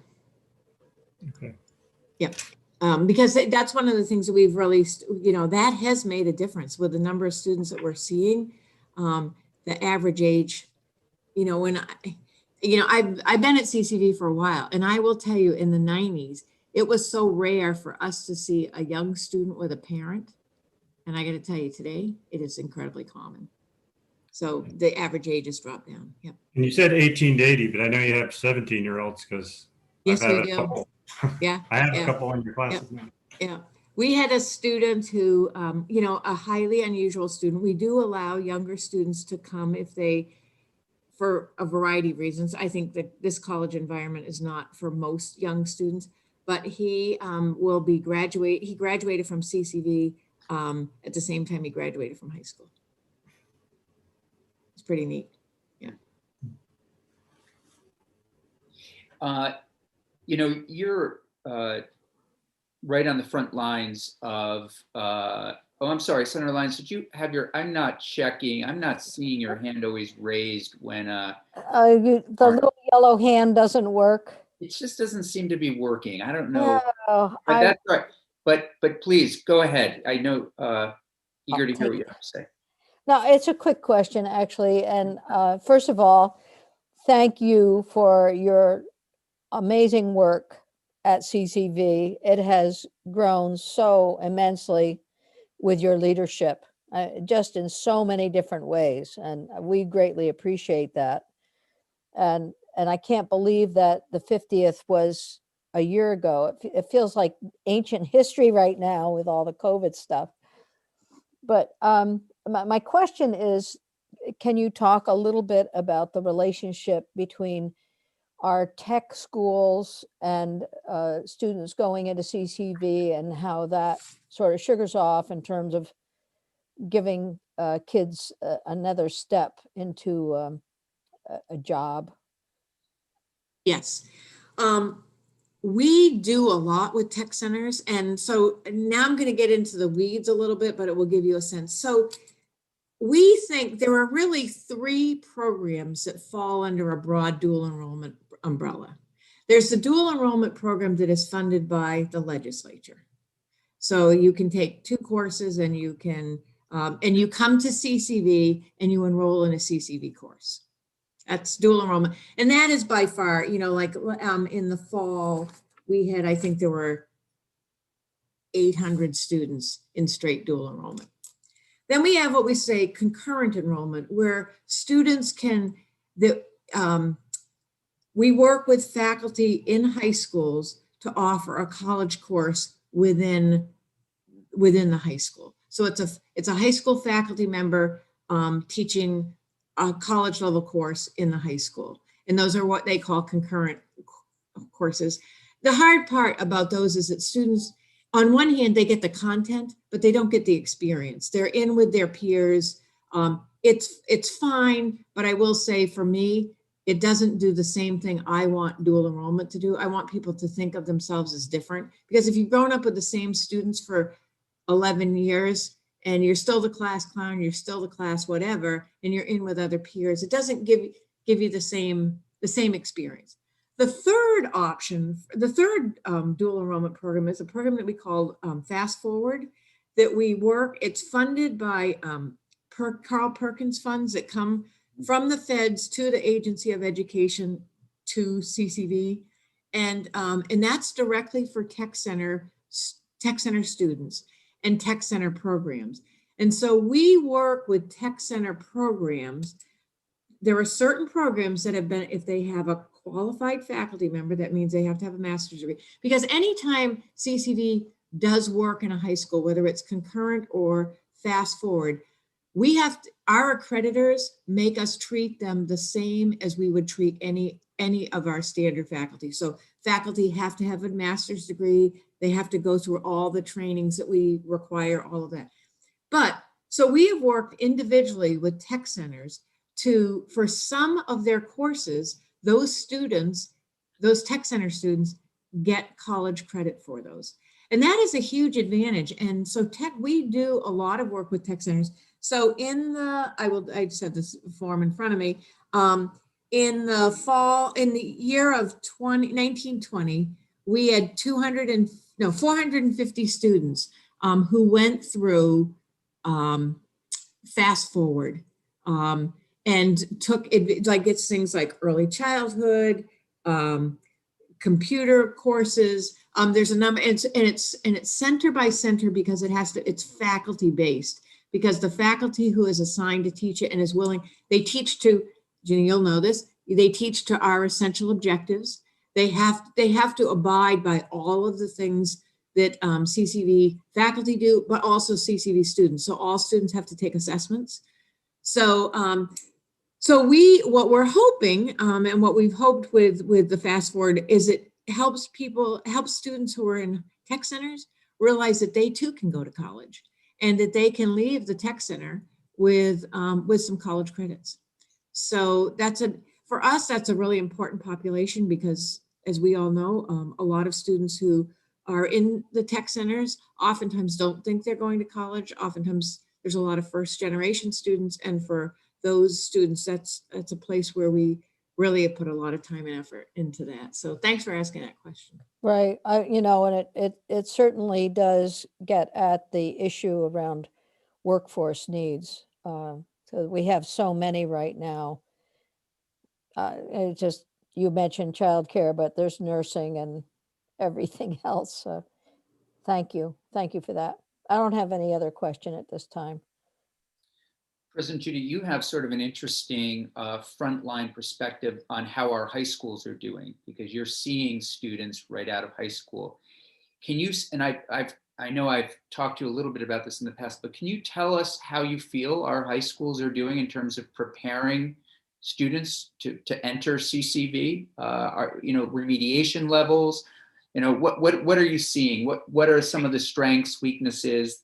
It kind of goes back to your earlier comment. We have this great high school, you know, completion rate, but you know, what does that mean? Does it mean that we are giving, you know, it's a complicated question. Yeah. And I would say, you know, I'm gonna pivot to something, because I would love to challenge this group to think about this. So we really try to partner with K-12, because, you know, it's easy to point to people and say, are you know, students, you didn't prepare students. And so, you know, and so one of our issues, and this is why we work so hard with dual enrollment and concurrent enrollment and fast forward, is how do we partner so that high school faculty and people who work in the high school know what is expected, and what do kids, young people who are going on to college what kind of skills do they have to have? But here's something that I do, I think about this a lot. So, and you know, right now, and these are just, so if you don't hold me to these figures, but this is just what I have in my head. So right now, Vermont spends about $120 million on our senior year. So and how I got that was, let's just say there are 6,000 students. And again, you know, there's maybe 5,000 now, but let's say 6,000 students, and we spend $20,000 a year on a student. So, you know, 100 million, give or take. My point is, we spend a lot of money on the senior year. And, you know, my question is, you know, I think we can all point to situations where are students really getting, you know, $20,000 worth of an education? Because I think so many times, you know, like I've been a good student and now I only have to get 6 credits, or I only need this, or you know, it's just, I don't think we have, and this isn't finding fault with K-12. I think this is just who we are, is that, you know, for the majority of students, I'm just not sure that we offer a really robust senior year. And so I think as a state, do we say we're going to commit to a really robust senior year, and we're going to set pretty high expectations for all seniors? Now, because clearly there are exceptions. There are people who are taking really, you know, really difficult courses and taking a really full load. But I also see there's a pretty big swath of people that are just on cruise control through their senior year. And the state is spending a lot of money. And so are there ways for us to think about the senior year in some different ways, and either commit to, we're going to have a really robust senior year, or we're bagging the senior year and we're going to do service, or we're going to do something, or we're going to do something different? Because I just think the state spends a lot of money. And, you know, I'm a believer that, you know, 16, 17, and 18-year-olds, when I was there, you have a certain amount of energy, and you're either going to put it productively or not so productively. And I just think that's a year when we should be challenging people, as opposed to, and setting pretty high expectations. So if I was going to wave a wand and really think about something, you know, and it's huge, but I just wonder, is there a way for us to think differently about a senior year holistically? And again, there are individual situations where they're having an amazing experience. So this isn't finding fault with K-12. This is just how we've set it up. But I think we could do a lot more. And so that's why, like, early college is one of those options where I feel like when students, instead of doing senior year, they have opted to have a really rigorous year. And so individuals make those choices. And it's not always about, you know, and this is not about encouraging people to do early college. I think just making sure that there's a rigorous experience for that senior year, because then we launch people. They're going into jobs, they're going into the military, they're going into college. We want them fully prepared, as opposed to having a year where they're sort of like hanging out, and then they have to get re-engaged. So that's, you know, and I think about that amount of money, and could we do stuff, could we think differently about that? Yeah, no, that's exciting to think about. Even, are there things that students could start coursework in their junior year and then they continue it at CCV or in another way? You and I talked a little bit last night, civic education and how the country is rethinking. I'm starting to think of it more as education for a democracy. What sorts of things are we doing in our schools, CCV, to make sure that students understand the importance of a democracy, how to play a role in a democracy, those kinds of things. Yeah. Questions? Anything else? Comments? Senator Terenzini. Thanks, Senator Campion. President Judy, nice to meet you, first of all. Sort of a question, and maybe you can give us an answer, and then I can ask this question to other people who come in testimony to this committee. But do you think that things like home ec and shop and some of these fundamental classes that just are not in high schools any longer that, I got to experience, do you think putting these courses back in our high schools would prepare these young adults better for a college setting, a community college setting, and prepare them better for life in general? Well, I think anytime you can engage students in something that hits their passion, I think is really important. So do I think putting home ec and shop are the answers to it? I don't know. But for some students, having those skills is incredibly important. So how do we make sure that students get really practical skills as well as, the more academic enriched programs? I grew up on a farm, and, and my family still farms in New Hampshire. And, one of the things that, I think about is how do we make sure that we engage? The most important thing I think is how do you keep kids engaged and touch their passion? And so, to your question, if someone's interested in shop, it's not about the shop program, but how do you make sure that that student can build on that passion and that curiosity? And so I think, one of the things that I think is really hard is, we bring kids in first and second and third grade and think how enthusiastic and curious they are. Yeah. And how do we keep that going as opposed to, going the other way? And so I think that for us as educators, the most important thing is how do you connect with students and how do you speak to their passion? Because you can teach as much math as you can in a class if you're taking home ec or taking shop. What's the context that you use to teach those skills? So I don't know the answer to your question, except I do know that if we don't keep students engaged and work on their passions, we've lost them. Is that helpful? Thank you. Yeah, it's a great response. Thank you. Anything else for President Judy? Senator Hooker, please. Just one more question about the early college, and that's been in effect for a few years. And can you give us the data on that as far as, and have you tracked whether or not these students have gone on and continued and received a degree or credentials or whatever? I can tell you the place where we are tracking is at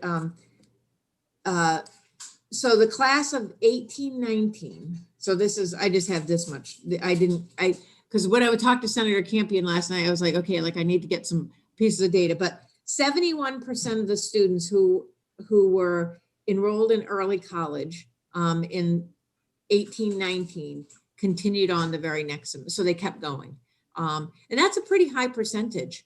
And so now what we haven't gone back is, okay, did the remaining 20-30% continue after a semester or two? So we just looked at how many of the early college students just continued straight on. So we feel like that the continuation rate, and that's a much higher retention rate than you will find for most students going between their freshman and sophomore year, with the population that are a lot first generation and many low income students. So we were particularly pleased about that, but the longitudinal data is stuff that we have to get that from the clearinghouse. And so you have to, it takes a little bit. Okay, so. But it's a very good question. To know whether or not they've gone on even beyond that first year after is something. That's what we don't have that data. Okay. The other piece I will say, and I don't have it in front of me, but I do know that we have tracked the number of students who take a dual enrollment course and then go on to college. It's a very high number, but I don't have that right in front of me. Now, some people would say, well, those are students that were inclined to go to college anyway. But factoring that out, the fact that we do see a lot of students who take dual enrollment go on, if we saw it going the other way, that would be a bigger problem. I also remember a course that CCV offered for seniors that was kind of a preparing to go to college. Yep. Is that still in place? Yes, but now, thank you for asking that. We have a course called Introduction to College Studies, or now it's called Introduction to College and Careers, because when dual enrollment came, it used to be, as Senator Hooker remembers, it was for high school juniors and seniors, but we didn't have dual enrollment. And so we had, when dual enrollment came along, we said, okay, we're going to make that course available to high school freshmen and sophomores. And so now, and this is money, we run this course totally with support from VSAC and philanthropists. So this does not, and we usually run a few hundred students go through that course every year, but it's really intended to prepare students to take a college course. And the difference is it probably for many of us, your families understood college, you knew the process, you knew how to apply to, you knew what financial aid was, you knew that financial aid was an option, you knew all those things. But for so many students, this is like a foreign language. And so Introduction to College and Careers focuses on sort of the language of college. How do you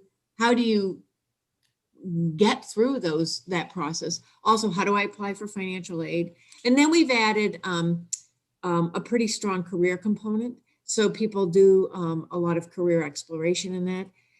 And again, I'm not necessarily one, that you have to like decide early on what you're going to do, but you should. But I do believe if you have a direction, you're much more likely to stay focused if you have a direction. But I always say to students, but it's okay to change. My undergraduate degree was in animal science, so I rest my case. You can change, but it's the level of education, and you learn to read and write and stay in, in a context. It's really important. Thank you. Great. Thank you. And we're going to have President Judy back next week with Brian Prescott and Senator Baruth, all of whom were involved with on the Select Committee of Higher Education, which looks at higher education in general in Vermont with a specific look to CCV in the state colleges. And so we'll be hearing more from President Judy next week.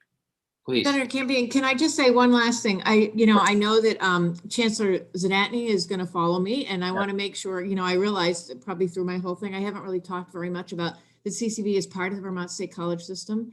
And we do a lot of work, particularly with Vermont Technical College, in terms of students starting with us and transferring, particularly in the allied health field. Just a quick figure, 70% of VTC graduates, nursing graduates, and I don't have the latest figure, but 2 years ago, 70% of them had started at CCV. So I always think of us, we're the open end of the funnel and help people realize that they can do college, get started, and then continue on. And so we're really grateful to the relationship we have with the other schools. So Great. So thank you. Thank you. And we'll see you again next week. Yes. Okay. Great. Yeah. Bye-bye. Terrific. Thank you. Okay. We'll just take a 5-minute break, and then Chancellor Zadatny will have you in just 5 minutes. Okay. Terrific. Thank you.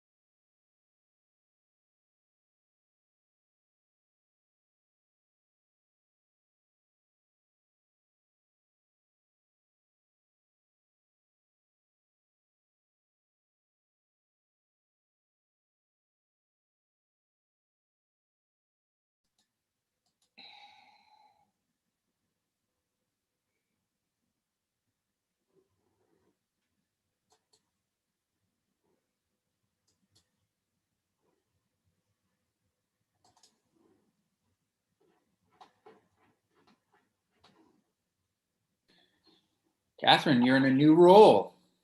I am. Welcome to the committee room. Thank you. And Madam Chancellor, am I pronouncing your last name correctly? Zanotny?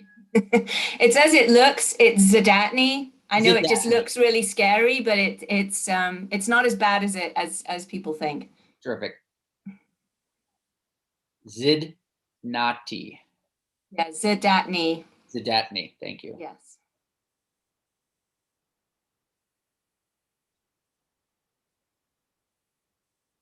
Well, we're grateful that you're able to join us today for a little while. I do want to be respectful for your time because I know I was asked like 2:30, so I just wasn't sure how long you had before the end of your meeting. So I think we were thinking like 45 minutes, but if that's too long, let me know. I think that would be perfect. Okay. We're grateful to have you here. Welcome back, everyone. We know that the state colleges are going through a transition, if you will, experiencing some difficult times, also experiencing some successes, I suspect, out there as well at the institutions themselves. What we thought we might do today, and as I think you heard me mention before President Judy finished her testimony, we'll be hearing next week from the Select Committee on Higher Education with their recommendations for the state colleges, how, sort of assessing the state of where they're at today, how we might continue in the state, having them a part of our landscape. So for you to come in today is terrific to give us, it would be wonderful to hear a little bit about yourself, as well as the state colleges themselves, how things are going in this COVID landscape, if you will, and anything else that you think we need to know about the state institutions. And one of the things I'm sure you'll include, but if you would just remind us which institutions comprise what we refer to as the state colleges. As President Judy reminded us that CCV is part of the state colleges, and therefore I would suspect when we talk about appropriating funds to the state colleges, we are talking about an amount that goes to CCV as well as the institutions that you're going to talk about now. So with that, I also want to welcome Catherine Lavesser, formerly the Chief of Staff for the Speaker of the House, and in a new role here, which is just terrific. So glad you're here as well, Catherine. Thank you. We do have some slides, so Catherine's going to manage the slides for me as I go through this. So again, thank you very much for the opportunity to speak with you all today and to give you an update on the Vermont State Colleges system and our COVID-19 response. So just going to Senator Campion's first question there, you can see on the slide the 4 institutions that make up the Vermont State Colleges system. So Northern Vermont University, which was created a couple of years ago from Johnson State College and Linden State College, then Castleton University, the Community College of Vermont, and Vermont Technical College. So, as you may know, we have a new leadership team at the Vermont State College system. For the record, I'm Sophie Zadatny. I'm the Chancellor of the system. I've been serving in this role since last summer. I was previously the General Counsel for the system. I've been with the system since August 2014. Joining me today in the background is Catherine, as you know. She's our Director of External and Governmental Affairs, and she's new to our team. She joined us this fall, and we're obviously thrilled to have her as part of our team. So I just wanted to take a few minutes of your time at the beginning to share with you who we are and what we do, and then provide a brief update on our ongoing system-wide transformation.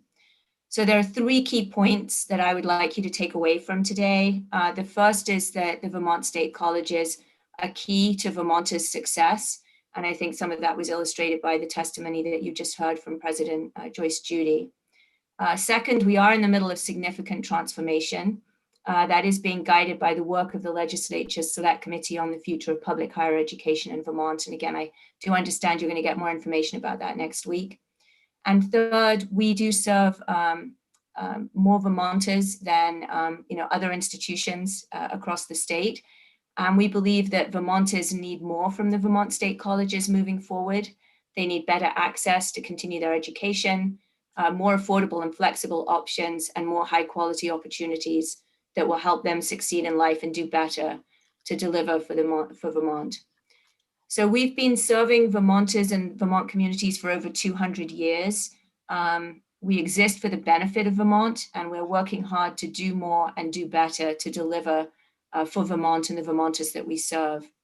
So as you know, COVID-19 has created both a public health crisis and an economic one, and it has worsened our already significant and unsustainable structural deficit. So we already had a structural deficit prior to COVID, but the pandemic has certainly put us in a more challenging financial position than we were previously. Like the state, we have a position of extreme uncertainty regarding our revenue for next year. Our budget, about 78 to 80% of our revenue comes from students through tuition, room and board and fees.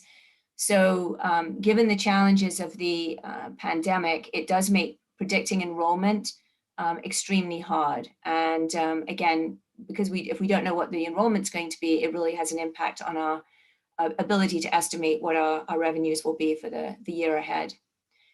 Even though we're facing significant challenges this year resulting from the public health crisis and coupled with the structural deficit, we are committed to delivering for Vermonters, and especially now that the pandemic has increased the need for the services we provide in our host communities. So some examples of the ways that the Vermont State Colleges have been there for our neighbors during the pandemic include that at the start of the pandemic, we installed free community Wi-Fi hotspots in the parking lots of our residential colleges to help Vermonters work and learn remotely, particularly for those who didn't have access to broadband. We hosted food banks and other related activities, such as weekly community meals. We maintained access to Vermont Tech's dental clinic, which primarily serves low-income Vermonters without dental insurance. Our student teachers continued to serve in placements across the state in pre-K to 12 schools. And we also stood up a $2.3 million CRF workforce initiative that was established by the legislature to provide free classes and trainings for Vermonters across all 4 of our institutions. And 971 Vermonters whose employment had been affected by the pandemic were able to take nearly 1,400 classes and trainings, thanks to the investment from the state. Notwithstanding the challenges, the Vermont State College system is essential to Vermont, Vermont's economy and our state's future. Our mission starts with the phrase "for the benefit of Vermont," and we do take that mission very seriously. We have facilities and academic centers within 25 miles of nearly every Vermonter, and the Vermont State College system is deeply rooted in every region of the state. The heat map on this slide shows where our students come from. It is very easy to fall into the trap of assuming that every college student comes from a stable middle-income family, that every student has a home to go to when residence halls shut down due to a pandemic, and that every student can afford a residential 4-year experience. And while we do serve many of those students, the reality is that the Vermont State Colleges serves all Vermonters. And again, I think from the testimony that you just heard from President Judy, you got a sense for the scope of some of the students that we serve.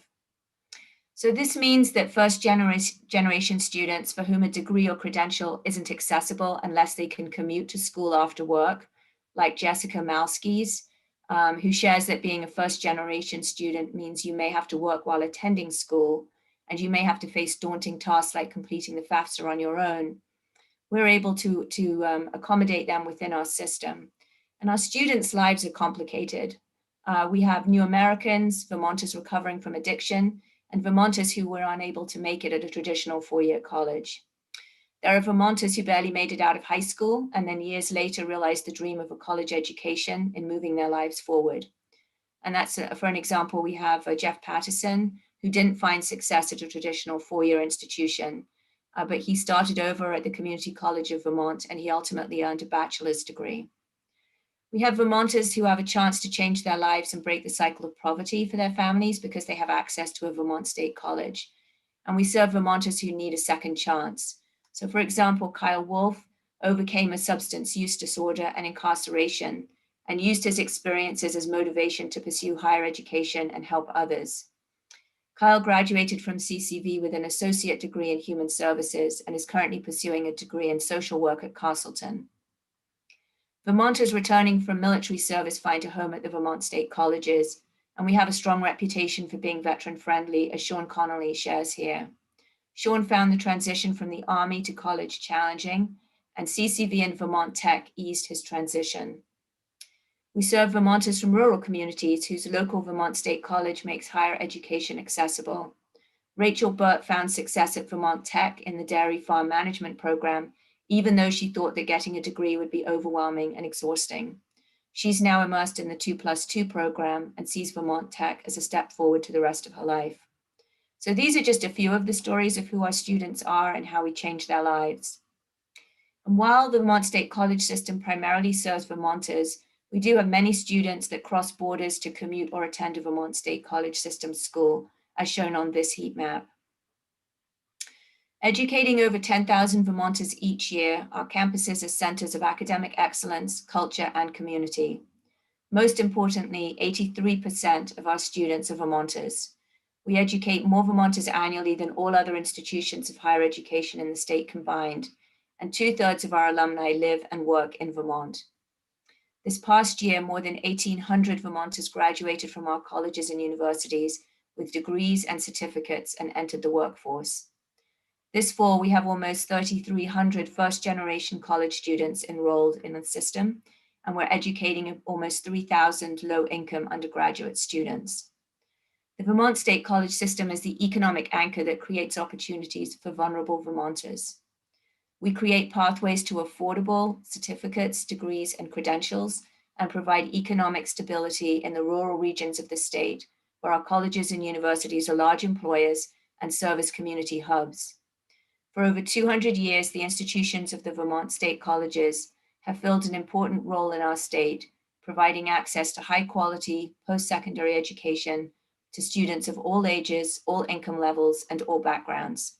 So while we shared a couple of those stories with you today, there are thousands more. The Vermont State Colleges are economic anchors for the state and our host communities, and we employ nearly 3,800 people. As you can see here, our employees live in every county of the state, including in the communities you serve. As a state college system, we're among the largest employers in the state, next to the state of Vermont, the University of Vermont, the state's largest hospitals, and some of the largest businesses. And regionally, our colleges stack up as large employers as well, employing hundreds of Vermonters in our anchor communities. We offer competitive wages and benefits and are a significant employer for Vermonters of all educational attainments. Additionally, our top enrolled programs align well with Vermont's workforce needs, and that includes mental health professionals, childcare providers, entrepreneurs, educators, and healthcare professionals. So while the importance of the Vermont State College system to Vermonters is undeniable, the VSC does face significant challenges if it's to continue to meet the needs of Vermont and its students in the future. We've been affected by demographic and market challenges, and these have been amplified by the COVID-19 pandemic. With several campuses operating online only this fall, a steep drop in enrollment, and increasing operating costs, the VSC is in a challenging financial position. We did receive significant bridge funding and CRF dollars this year from the legislature, for which we're incredibly grateful. And with the bridge funding, the legislature also established the Select Committee on the Future of Public Higher Education in Vermont. And the charge to that committee was, quote, to assist the state of Vermont in addressing the urgent needs of the Vermont State Colleges and develop an integrated vision and plan for a high quality, affordable, and workforce connected future for public higher education in the state.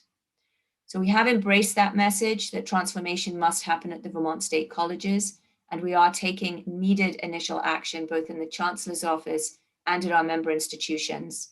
We're continuing to work on initiatives to contain costs and to function more as a consolidated system and less as a federation.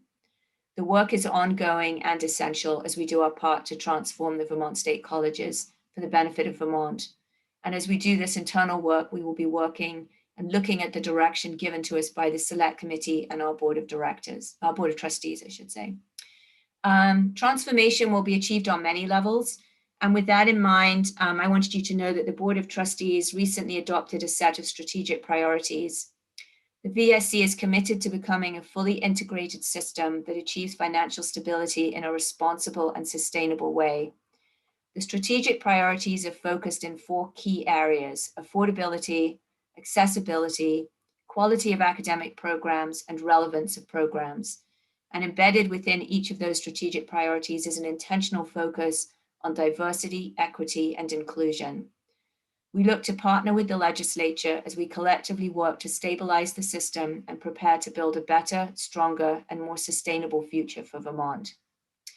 Our goal is to achieve transformation in a transparent, fiscally responsible, and thoughtful manner that enables us to continue fulfilling our mission. In addition to moving towards a system-wide budgeting process, our ongoing work to transform the Vermont State Colleges for the benefit of Vermont includes the development of a system-wide website of online and remote course listings so that students can more easily identify programs that fit their needs, reducing competition and increasing collaboration between our colleges, including in admissions and financial aid awards, expanding a successful virtual library model to serve the entire system, analyzing our expensive software needs to ensure we're getting our return on investment, and identifying further opportunities for program collaboration across the system. Just briefly, on December 4th, the Select Committee released their initial report. The report contains several recommendations that the board is currently considering. The main recommendations include a common accreditation for the 3 residential colleges, so that's Vermont Technical College, Northern Vermont University, and Castleton University. And then important with that, just to emphasize this because I know there's some confusion around it, the Select Committee is recommending that we maintain the physical presence that we currently have. So they're talking about a common accreditation for 3 colleges. They're not talking about shuttering campuses in their proposal.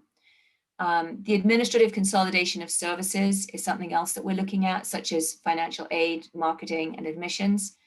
The Select Committee also recommends a significant restructuring of our budget that includes steps to reduce our structural deficit, coupled with an increase in the base appropriation that we receive from the state.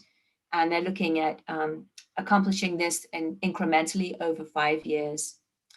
We are in the process of mapping out what this would look like for the Vermont State Colleges, and we're working with our board on how to address these recommendations. The next Select Committee report is due to the legislature on February 12th, and the final report is due April 16th. But I just want to be clear, based on the first initial report that we have, we are moving forward with exploring and investigating the recommendations that are in the initial report. It's clear that we must innovate if we are to continue to fulfill our mission, and transformation will be achieved on many levels. So we're looking at the Select Committee and its coming reports to guide us as we shape our future. We're looking to direction from the governor, the legislature, and the Select Committee as to our next steps. And we're working closely with Senators Kitchell, Baruth, and the Senate Pro Tem. We're also working hard internally to streamline the state college system to better serve Vermont and Vermonters. And we have been and will continue to be in close and frequent contact with our union partners, our staff and faculty as we navigate the path ahead. Again, undertaking this work in the middle of a pandemic is incredibly challenging. And so with that in mind, I just want to take a few minutes to update you on the work that we're doing to address the COVID-19 pandemic and to make sure that our campuses are safe for our students and employees. So with the exception of CCV, I'll explain that in a second, but with the exception of CCV, our colleges have worked closely with the governor's Restart team and the Department of Health in developing mandatory guidance that's applicable to all colleges and universities in the state of Vermont. CCV has been exempted from the state's mandatory guidance because their classes have been taught exclusively online. Their students are all commuters and there's no residential capacity at CCV, and their employees have been working remotely to the maximum extent possible. So the comments I'm going to provide now pertain to the other 3 institutions. Looking back to the fall semester, we had a successful semester. We concluded in-person courses at Thanksgiving and sent students home, and then the remainder of the semester was completed online. We had good compliance with the mandatory guidance issued by the administration and with the college's individual institutional policies. Those students and employees who failed to comply were disciplined. We provided data on the number of COVID violations and students removed from campus each week, along with data from other Vermont colleges and universities, and that weekly data was provided to the administration.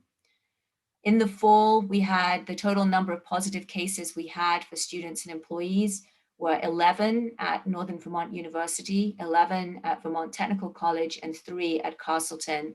Many of those occurred at the very tail end of the semester and were the result of community contacts and not due to an outbreak or cluster at any of the individual institutions. Looking ahead to the spring semester, the start of the semester has been delayed to February 1st. We will be providing flexible course offerings across the system. And again, Joyce Judy mentioned some of these, but online asynchronous courses, online synchronous courses, hybrid courses, telepresence, accelerated programs, as well as face-to-face instruction. So CCV will continue to provide their instruction remotely. NVU is planning to continue to provide a mixture of both in-person, online, and hybrid instruction, which they did in the fall quite successfully. Vermont Tech is going to continue with their approach from the fall, which was a low residency approach. Most of the instruction at Vermont Technical College was provided online, but they had intensive lab week classes. So they had a small number of students who resided on campus full-time, and then they offered residential for the lab weeks. And again, many of the students simply commuted, but there was an option for students to reside periodically while they did their labs. Castleton was fully online in the fall and had some students residing on campus. They're going to be switching this spring more to the Northern Vermont University model of providing a combination of both in-person and online courses. With respect to testing, the colleges again are following the mandatory guidance that's been issued by the administration. The most recent round of guidance was the updated guidance came out in December. And that provides for testing day 0 and day 7. One change for the spring compared to last fall is that now all students must quarantine. Previously, students were not required to do so if they lived in Vermont or were coming from a safe county, but that's something that is now shifted with the more recent upsurge in cases. All 3 of our residential colleges are using Broad for their testing. They have contracted for 17,400 tests for the spring semester. With only one exception in the fall, all the test results were provided within 24 hours by Broad. Vermont Tech also has a separate contract to provide tests through another provider, a smaller number of tests. Weekly testing is available to campus-based community members at NVU. All 3 colleges will be doing monthly surveillance testing. And athletes, those that are going to be competing, there's a more rigorous requirement for them, and they're required to be tested 3 times a week. All students and those employees who are working on campus are required to complete daily symptom checks. As far as quarantine housing goes, again, the residential colleges all meet the requirements set forth in the mandatory guidance. Residence halls have been set aside for quarantine and isolation. One of the unfortunate side effects of having a lower enrollment is that we do have plenty of space to manage quarantine and isolation as needed. We've been able to provide food and support to students that are in quarantine or isolation, working with our Sodexo, who's our dining hall vendor, who have been a great partner for us in managing that. The cleaning is typically provided by our own staff, but when needed, specialized cleaning is provided by outside contractors. So for example, if we did have a student that was in isolation, we would contract to have specialized cleaning services provided for that. One of the other questions with regard to the new guidance that's come out is the definition of households.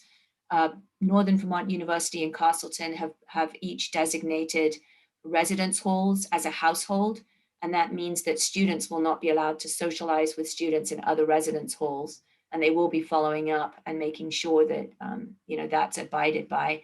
Vermont Technical College is still deciding exactly how they're going to define what constitutes a household. All COVID mitigation strategies must be followed outside of a dorm room or personal office space. So that involves mask wearing, social distancing, etc. Employees have been encouraged to work remotely to the extent reasonably possible. Obviously, we have some employees who are required to be physically present on campus, such as our public safety officers, folks that work face-to-face with students. But anyone that can work remotely has been encouraged to do so, and we've been providing the necessary support to those employees who are working remotely. We provided the federal families first coronavirus relief act leave to our employees. We do have generous leave policies, and we have allowed employees to run a negative leave balance as a way to avoid laying off or furloughing employees as a result of the pandemic. Obviously, some of that could change if the virus worsens or the state's rules change. If we get to a point where we had to be, for example, totally online, and maybe there would be some impact on our staff. But right now we've been successful in finding work for employees and keeping them working through the pandemic to date. So again, thank you so much to you and to all the legislators, but for the encouragement and ongoing support that you've shown the Vermont State Colleges over the years. And we particularly want to thank you for the bridge funding that we did receive for the FY21 budget and the CRF funding we received, particularly the funding for the Workforce Initiative. We're very passionate about keeping students at the center of our work as we move forward.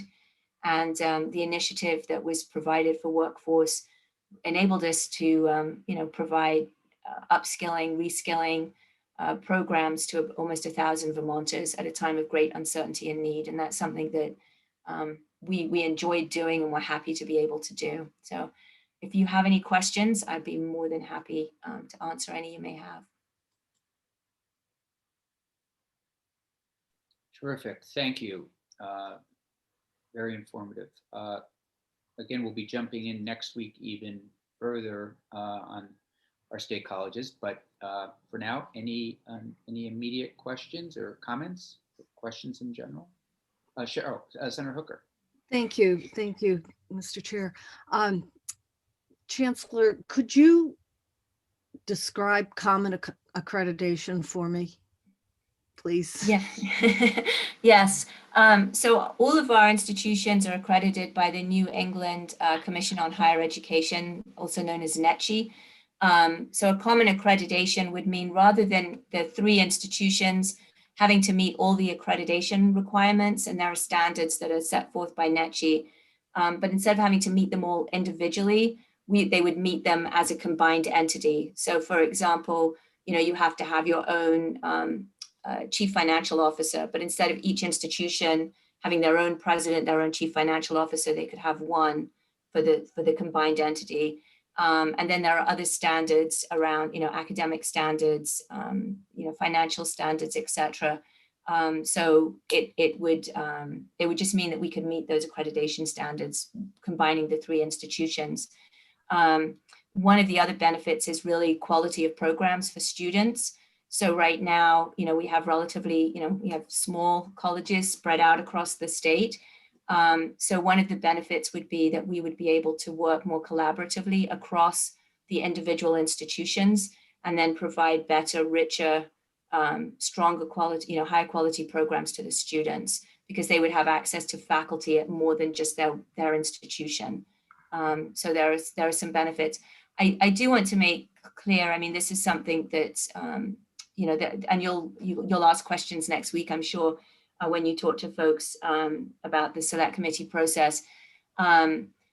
It definitely would result in savings in the long run, but a common accreditation wouldn't result in immediate savings. So for example, when we combine Johnson and Linden into Northern Vermont University, we have realized about $9 million worth of savings from that consolidation.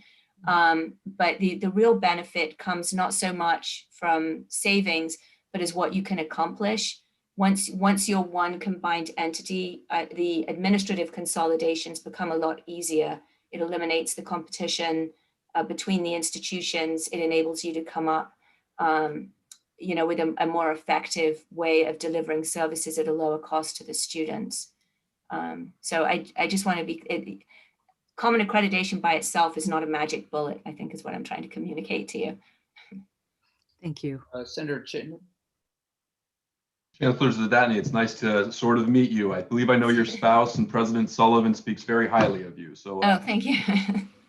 I work at UVM. I bleed green and gold, and I like to say, and something I offered at our opening education committee meeting that I just want to hear your thoughts while we're here. As I look to the Vermont State Colleges and the University of Vermont, I keep thinking of the same type of recommendations that we're seeing in this initial report from the Select Committee, looking for what you were just speaking about, the savings and back office efficiencies through consolidation and coordination of services. And I keep thinking of other states and how the SUNY system or the UMass system or the UC system, I'm just wondering, what are your thoughts? And I have read the report, and I saw teasers about ways that UVM and VSC could work better together. But what are your general broad stroke thoughts about the notions of trying to incentivize and have the University of Vermont and Vermont State College not merge, but incentivize them to find ways both in the back office to look for those same efficiencies you just spoke about, so that we can extend our proven excellence in certain areas to each other, mutually support our higher education needs in the state, while simultaneously building off the successes of CCV with the articulation agreements, looking for pathways and supporting pathways so that, like you just said, less competition and more collaboration between the great institution of the University of Vermont and the great institutions of the Vermont State Colleges. Do you have any broad stroke thoughts or reactions? Is that a terribly naive notion for me to be constantly raising in these discussions? So I think a couple of things. One, I think it's really important to understand there is a lot of collaboration that already happens informally. And I actually have reached out to our presidents to kind of ask them to give me the sort of list, the top sort of few things that they do. I know, for example, there's work that's going on between Vermont Technical College, their agricultural program, and UVM. I mean, there's overlap there. So I know there's a number of ways in which we already, work together on things. I do know legislatively that a couple of, I may not have the exact times, but a couple of years ago, UVM and the Vermont State Colleges were asked to take a look at some of the back office pieces, for example, healthcare, and things like that. And at the time, it was determined that it would actually be extremely costly and challenging to do it. Unfortunately, we have very different, we have different healthcare. We use a different learning management system. We have a different, people management, payroll system. So a lot of those things we have obviously in common within the Vermont State College system. So we can build on that internally. But I think it would be a challenge to do some of those. I mean, it would be expensive and very disruptive in the short run to do that with UVM. In the long run, maybe it would, the long run, it might pay off. But that's my sense of where those explorations by the legislature has gone in the past. I certainly think there are openings. We right now, one of the things I mentioned was we're looking at doing a system-wide virtual library. And we have a very successful model that the Community College of Vermont and Vermont Technical College currently have. And we're looking at expanding that to Northern Vermont University and to Castleton University. But as part of that, the team that's looking at it has reached out to the library folk at the University of Vermont to see if there's a way we can share subscriptions to databases, for example. So we definitely are open, and I believe President Garamella is as well, but we're definitely open to looking at ways where we can get some economies of scale on things like that. And certainly in the short term, those are things we can explore. I think the bigger back office things would be a much bigger project and would require a lot more exploration. Chancellor, you're planning on, I'm sorry, Senator Chittenden, did you have a follow-up? No.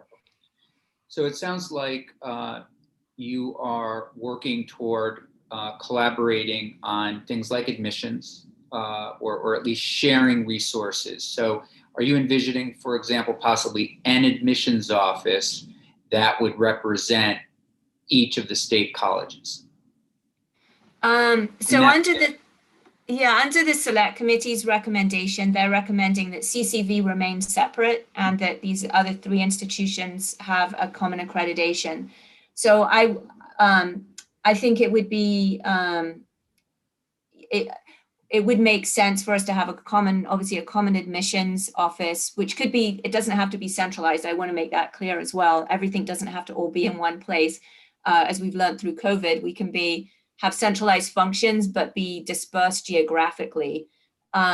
I don't think it would make sense to have the same admissions office for CCV, for example, because for some of the reasons that President Judy just referenced, I mean, they're on a different schedule. Their calendar isn't aligned. The academic calendar for the 3 residential colleges, we've now just recently this year, we're just moving to having one common academic calendar. But again, CCV is quite different.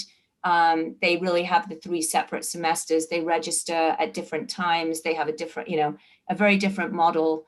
I think the students, although there's significant overlap, the way they reach out to students is very different than a traditional, more traditional 4-year programs. There you are recruiting for a 4-year program.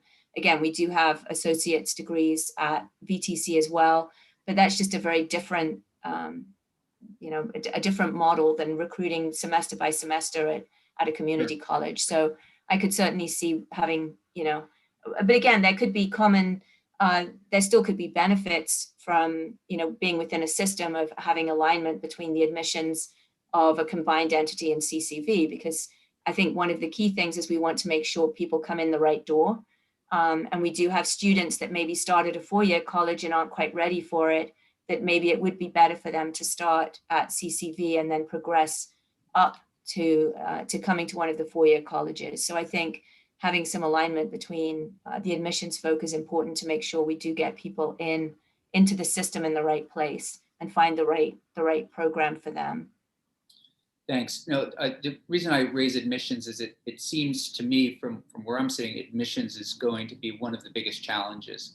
I may be wrong, but looking at what's happening around us, I represent Bennington County and I live in the town of Bennington. Just over the border is Hudson Valley Community College, which Cuomo and others are moving in the direction of lowering tuition costs, and where students can do everything now from study, English Lit to becoming an undertaker. I mean, it's becoming more affordable. And then on the other side, you have spots like Southern New Hampshire, I think it's Southern New Hampshire University, which also is keeping a lot of its students. And I mentioned Hudson Valley and Southern Vermont, Southern New Hampshire. It's because historically, as I understand it, at least in the Albany area and also parts of New Hampshire, we would get those students to Castleton in particular from Albany and Linden and Johnson.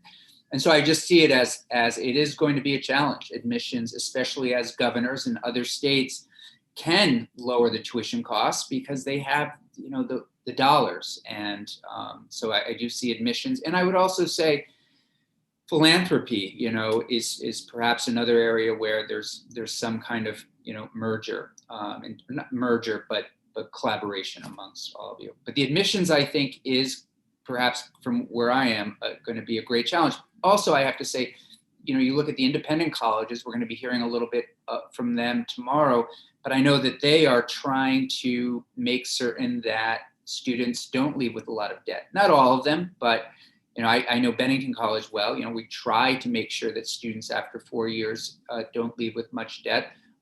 So there's competition, I think, with the others as well. So to me, it just seems like one of the biggest challenges ahead. Right. So just to loop back on a couple of those things. Please. So you're right. We're in a very ruthlessly competitive market, and we're in the Northeast. So just as we have demographic challenges here in Vermont, we're not alone. The Northeast has them. And certainly, Maine has been very aggressive in reaching out to other surrounding states and saying, we'll match your in-state tuition. Again, those states other than New Hampshire generally are funded at a much higher rate than we've been historically, but it does make us, a challenge for us to compete with them. I think on admissions, one of the benefits of moving towards a common accreditation and greater administrative consolidation is that we eliminate some of our internal competition. Because right now, Yes. we're kind of competing against each other, and that Right. doesn't really make any sense, Right. particularly for students that can afford to pay more, to then be undercutting each other just doesn't really make a lot of sense. On the philanthropy piece, I think there's room to explore things there. I will say one of the challenge we have as a system is it's hard to raise money at the system level because people have no emotional attachment to the Vermont State College system. They went to or are affiliated with an individual institution. Sure. So that's one of those pieces. And on the affordability issue, that is really important to us. We are very concerned about that. I mean, to me, the worst case of all outcomes is to have somebody come, incur debt, and then leave with nothing. So one of the things that we really have focused on, and again, you heard some of it from President Judy, but really having a number of off-ramps. So students can start and then they can get a certificate and then they can get an associate's degree and then a bachelor's degree, but they're building towards getting degrees. So they're not going to be leaving with nothing. If they leave and they don't complete, they at least leave with something. And I think it was Senator Hooker that said, about a lifetime of education. I do believe that we need to rethink higher education. It's not just traditional 18 to 22-year-olds and 4 years, that people will be dipping in and out through their lifetime. And we need to be ready and prepared and able to meet that need. So we are really focused on that. Affordability is key. We do believe, so although we have the demographic challenges in Vermont, we definitely have an affordability issue in Vermont too, and that's something that is in the actually it's I don't know, it's not in detail in the initial report that you've probably seen from the select committee, but in the draft, the next version, they're proposing an affordability standard, and that's something for the state to look at, the legislature to look at as we move forward. But we are very concerned about affordability. We did make the decision to freeze tuition for this coming year. So even though we are facing a very challenging financial picture, it just seemed really hard given everything that's been going on with a lot of online instruction, et cetera, to be expecting students to face a 3% tuition increase or something for FY22. So we have frozen tuition across the board for FY22 coming up. Perfect. My final question, and then I'll pass it on to others, is along the good point that you made around competition. It seems as though you do have majors, correct, that overlap. Like, for example, can you study English at Castleton and Northern University? And in that way, I wonder if it makes kind of sense. And again, I'll leave it to those who know everything about the whole system and are looking at it more holistically. But I would just, raise that also. Does it make sense to have duplication of majors? Can you come into this state and study history at the same kind of history, if you will, a general history degree at two universities, or like Castleton and Northern, or are they very unique in that way in terms of curriculum? So not the things you mentioned. So English and history, et cetera, are not particularly unique. I'll just quickly say education, for example, is. Mm-hmm. So we do have education programs at Northern Vermont University and at Castleton, and those are very sort of unique to each institution. But as far as history and English and other programs go, we've actually been looking at that. We had an internal task force called the VSCS Forward Task Force that was created in the summer. They came up with 4 strong recommendations that went to our board and were adopted by our board. And one of them was to really focus on duplication of programs between Northern Vermont University and Castleton University in particular. Vermont Tech obviously has much more unique programming that's somewhat different. And so there were a number of, a committee was put together, the academic deans, faculty, to sort of think through those issues. We currently, given the proposal from the select committee of now including Vermont Technical College as a possible combined entity, we've expanded that work to sort of think about duplicate programs. And we currently are looking at working with we're looking to hire, we have an RFP out, but work with an external consultant to really think through if we had a combined, a merged, common accreditation for the 3 institutions, what programs should we be delivering and where should we be delivering them? So we are very focused on that. Great. I will say in the short term, we have a number of faculty who have really stepped up in this area. And this semester we have, for example, math faculty at Northern Vermont University and at Castleton that will be teaching students from the other institutions. So NVU math professors also teaching Castleton students and vice versa.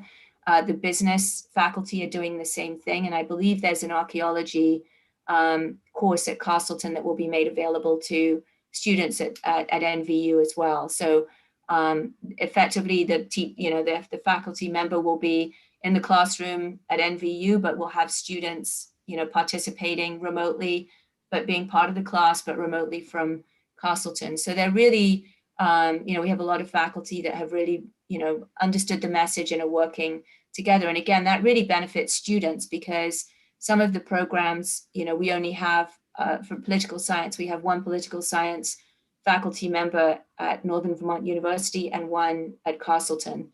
So, you're not getting as rich an experience as if you have access to multiple faculty members, in a particular subject area. So I think there are real benefits for our students to have access to faculty and programs at other institutions.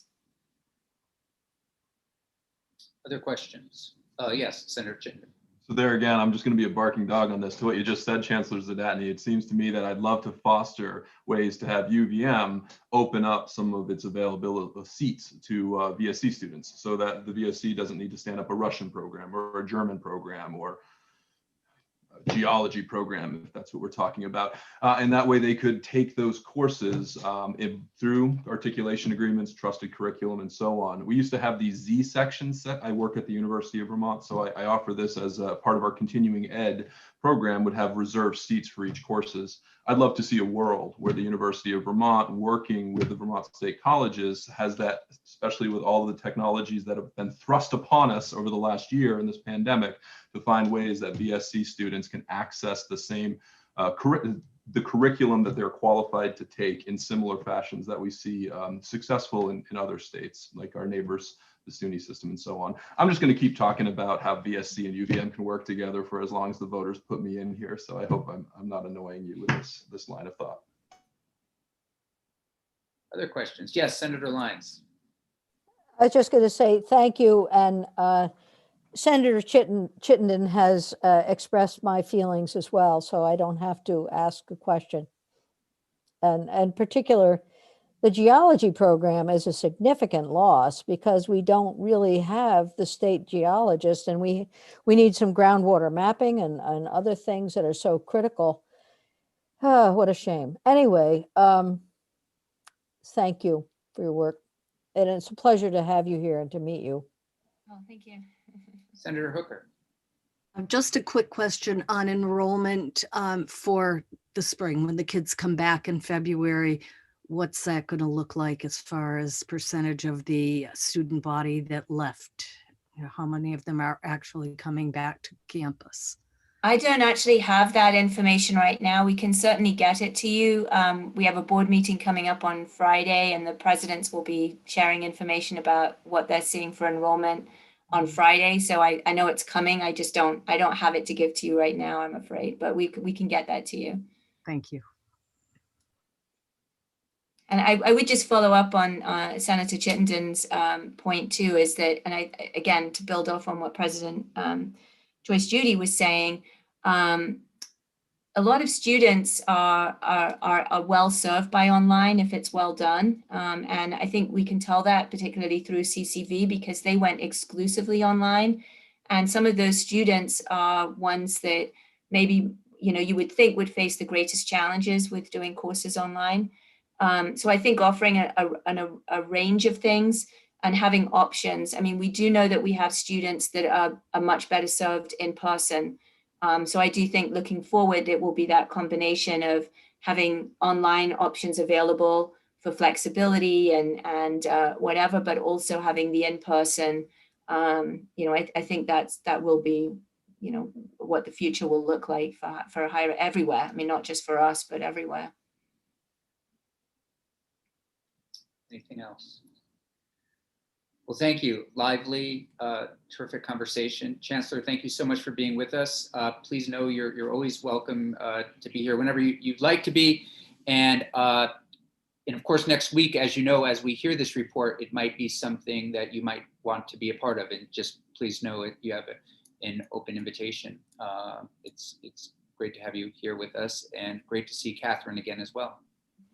Thank you. Thank you very much. And just to let you know, I mean, we are working, our board is reviewing the select committee's recommendations and has asked us to really explore what would that look like, how long could it take, and things like that. So we have not made any final decisions because it's too early to do that, but we are fully vetting what's being proposed by the select committee. So, and if you would maybe through Catherine can just keep us updated a bit, and then we can have you back at an appropriate time as well, just to hear your thinking on things as you vet it. I'm happy to do that. Thank you Great. very much. Thank you.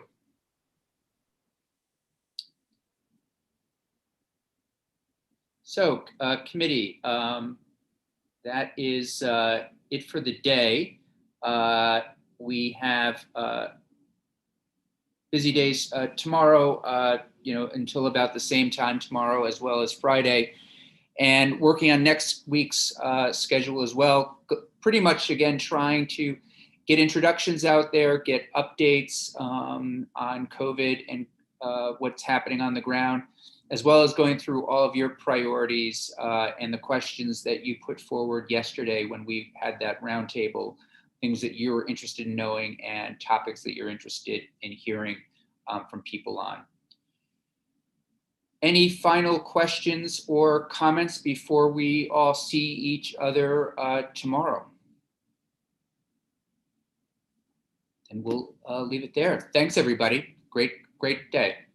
Thank you. Bye-bye. Thank you.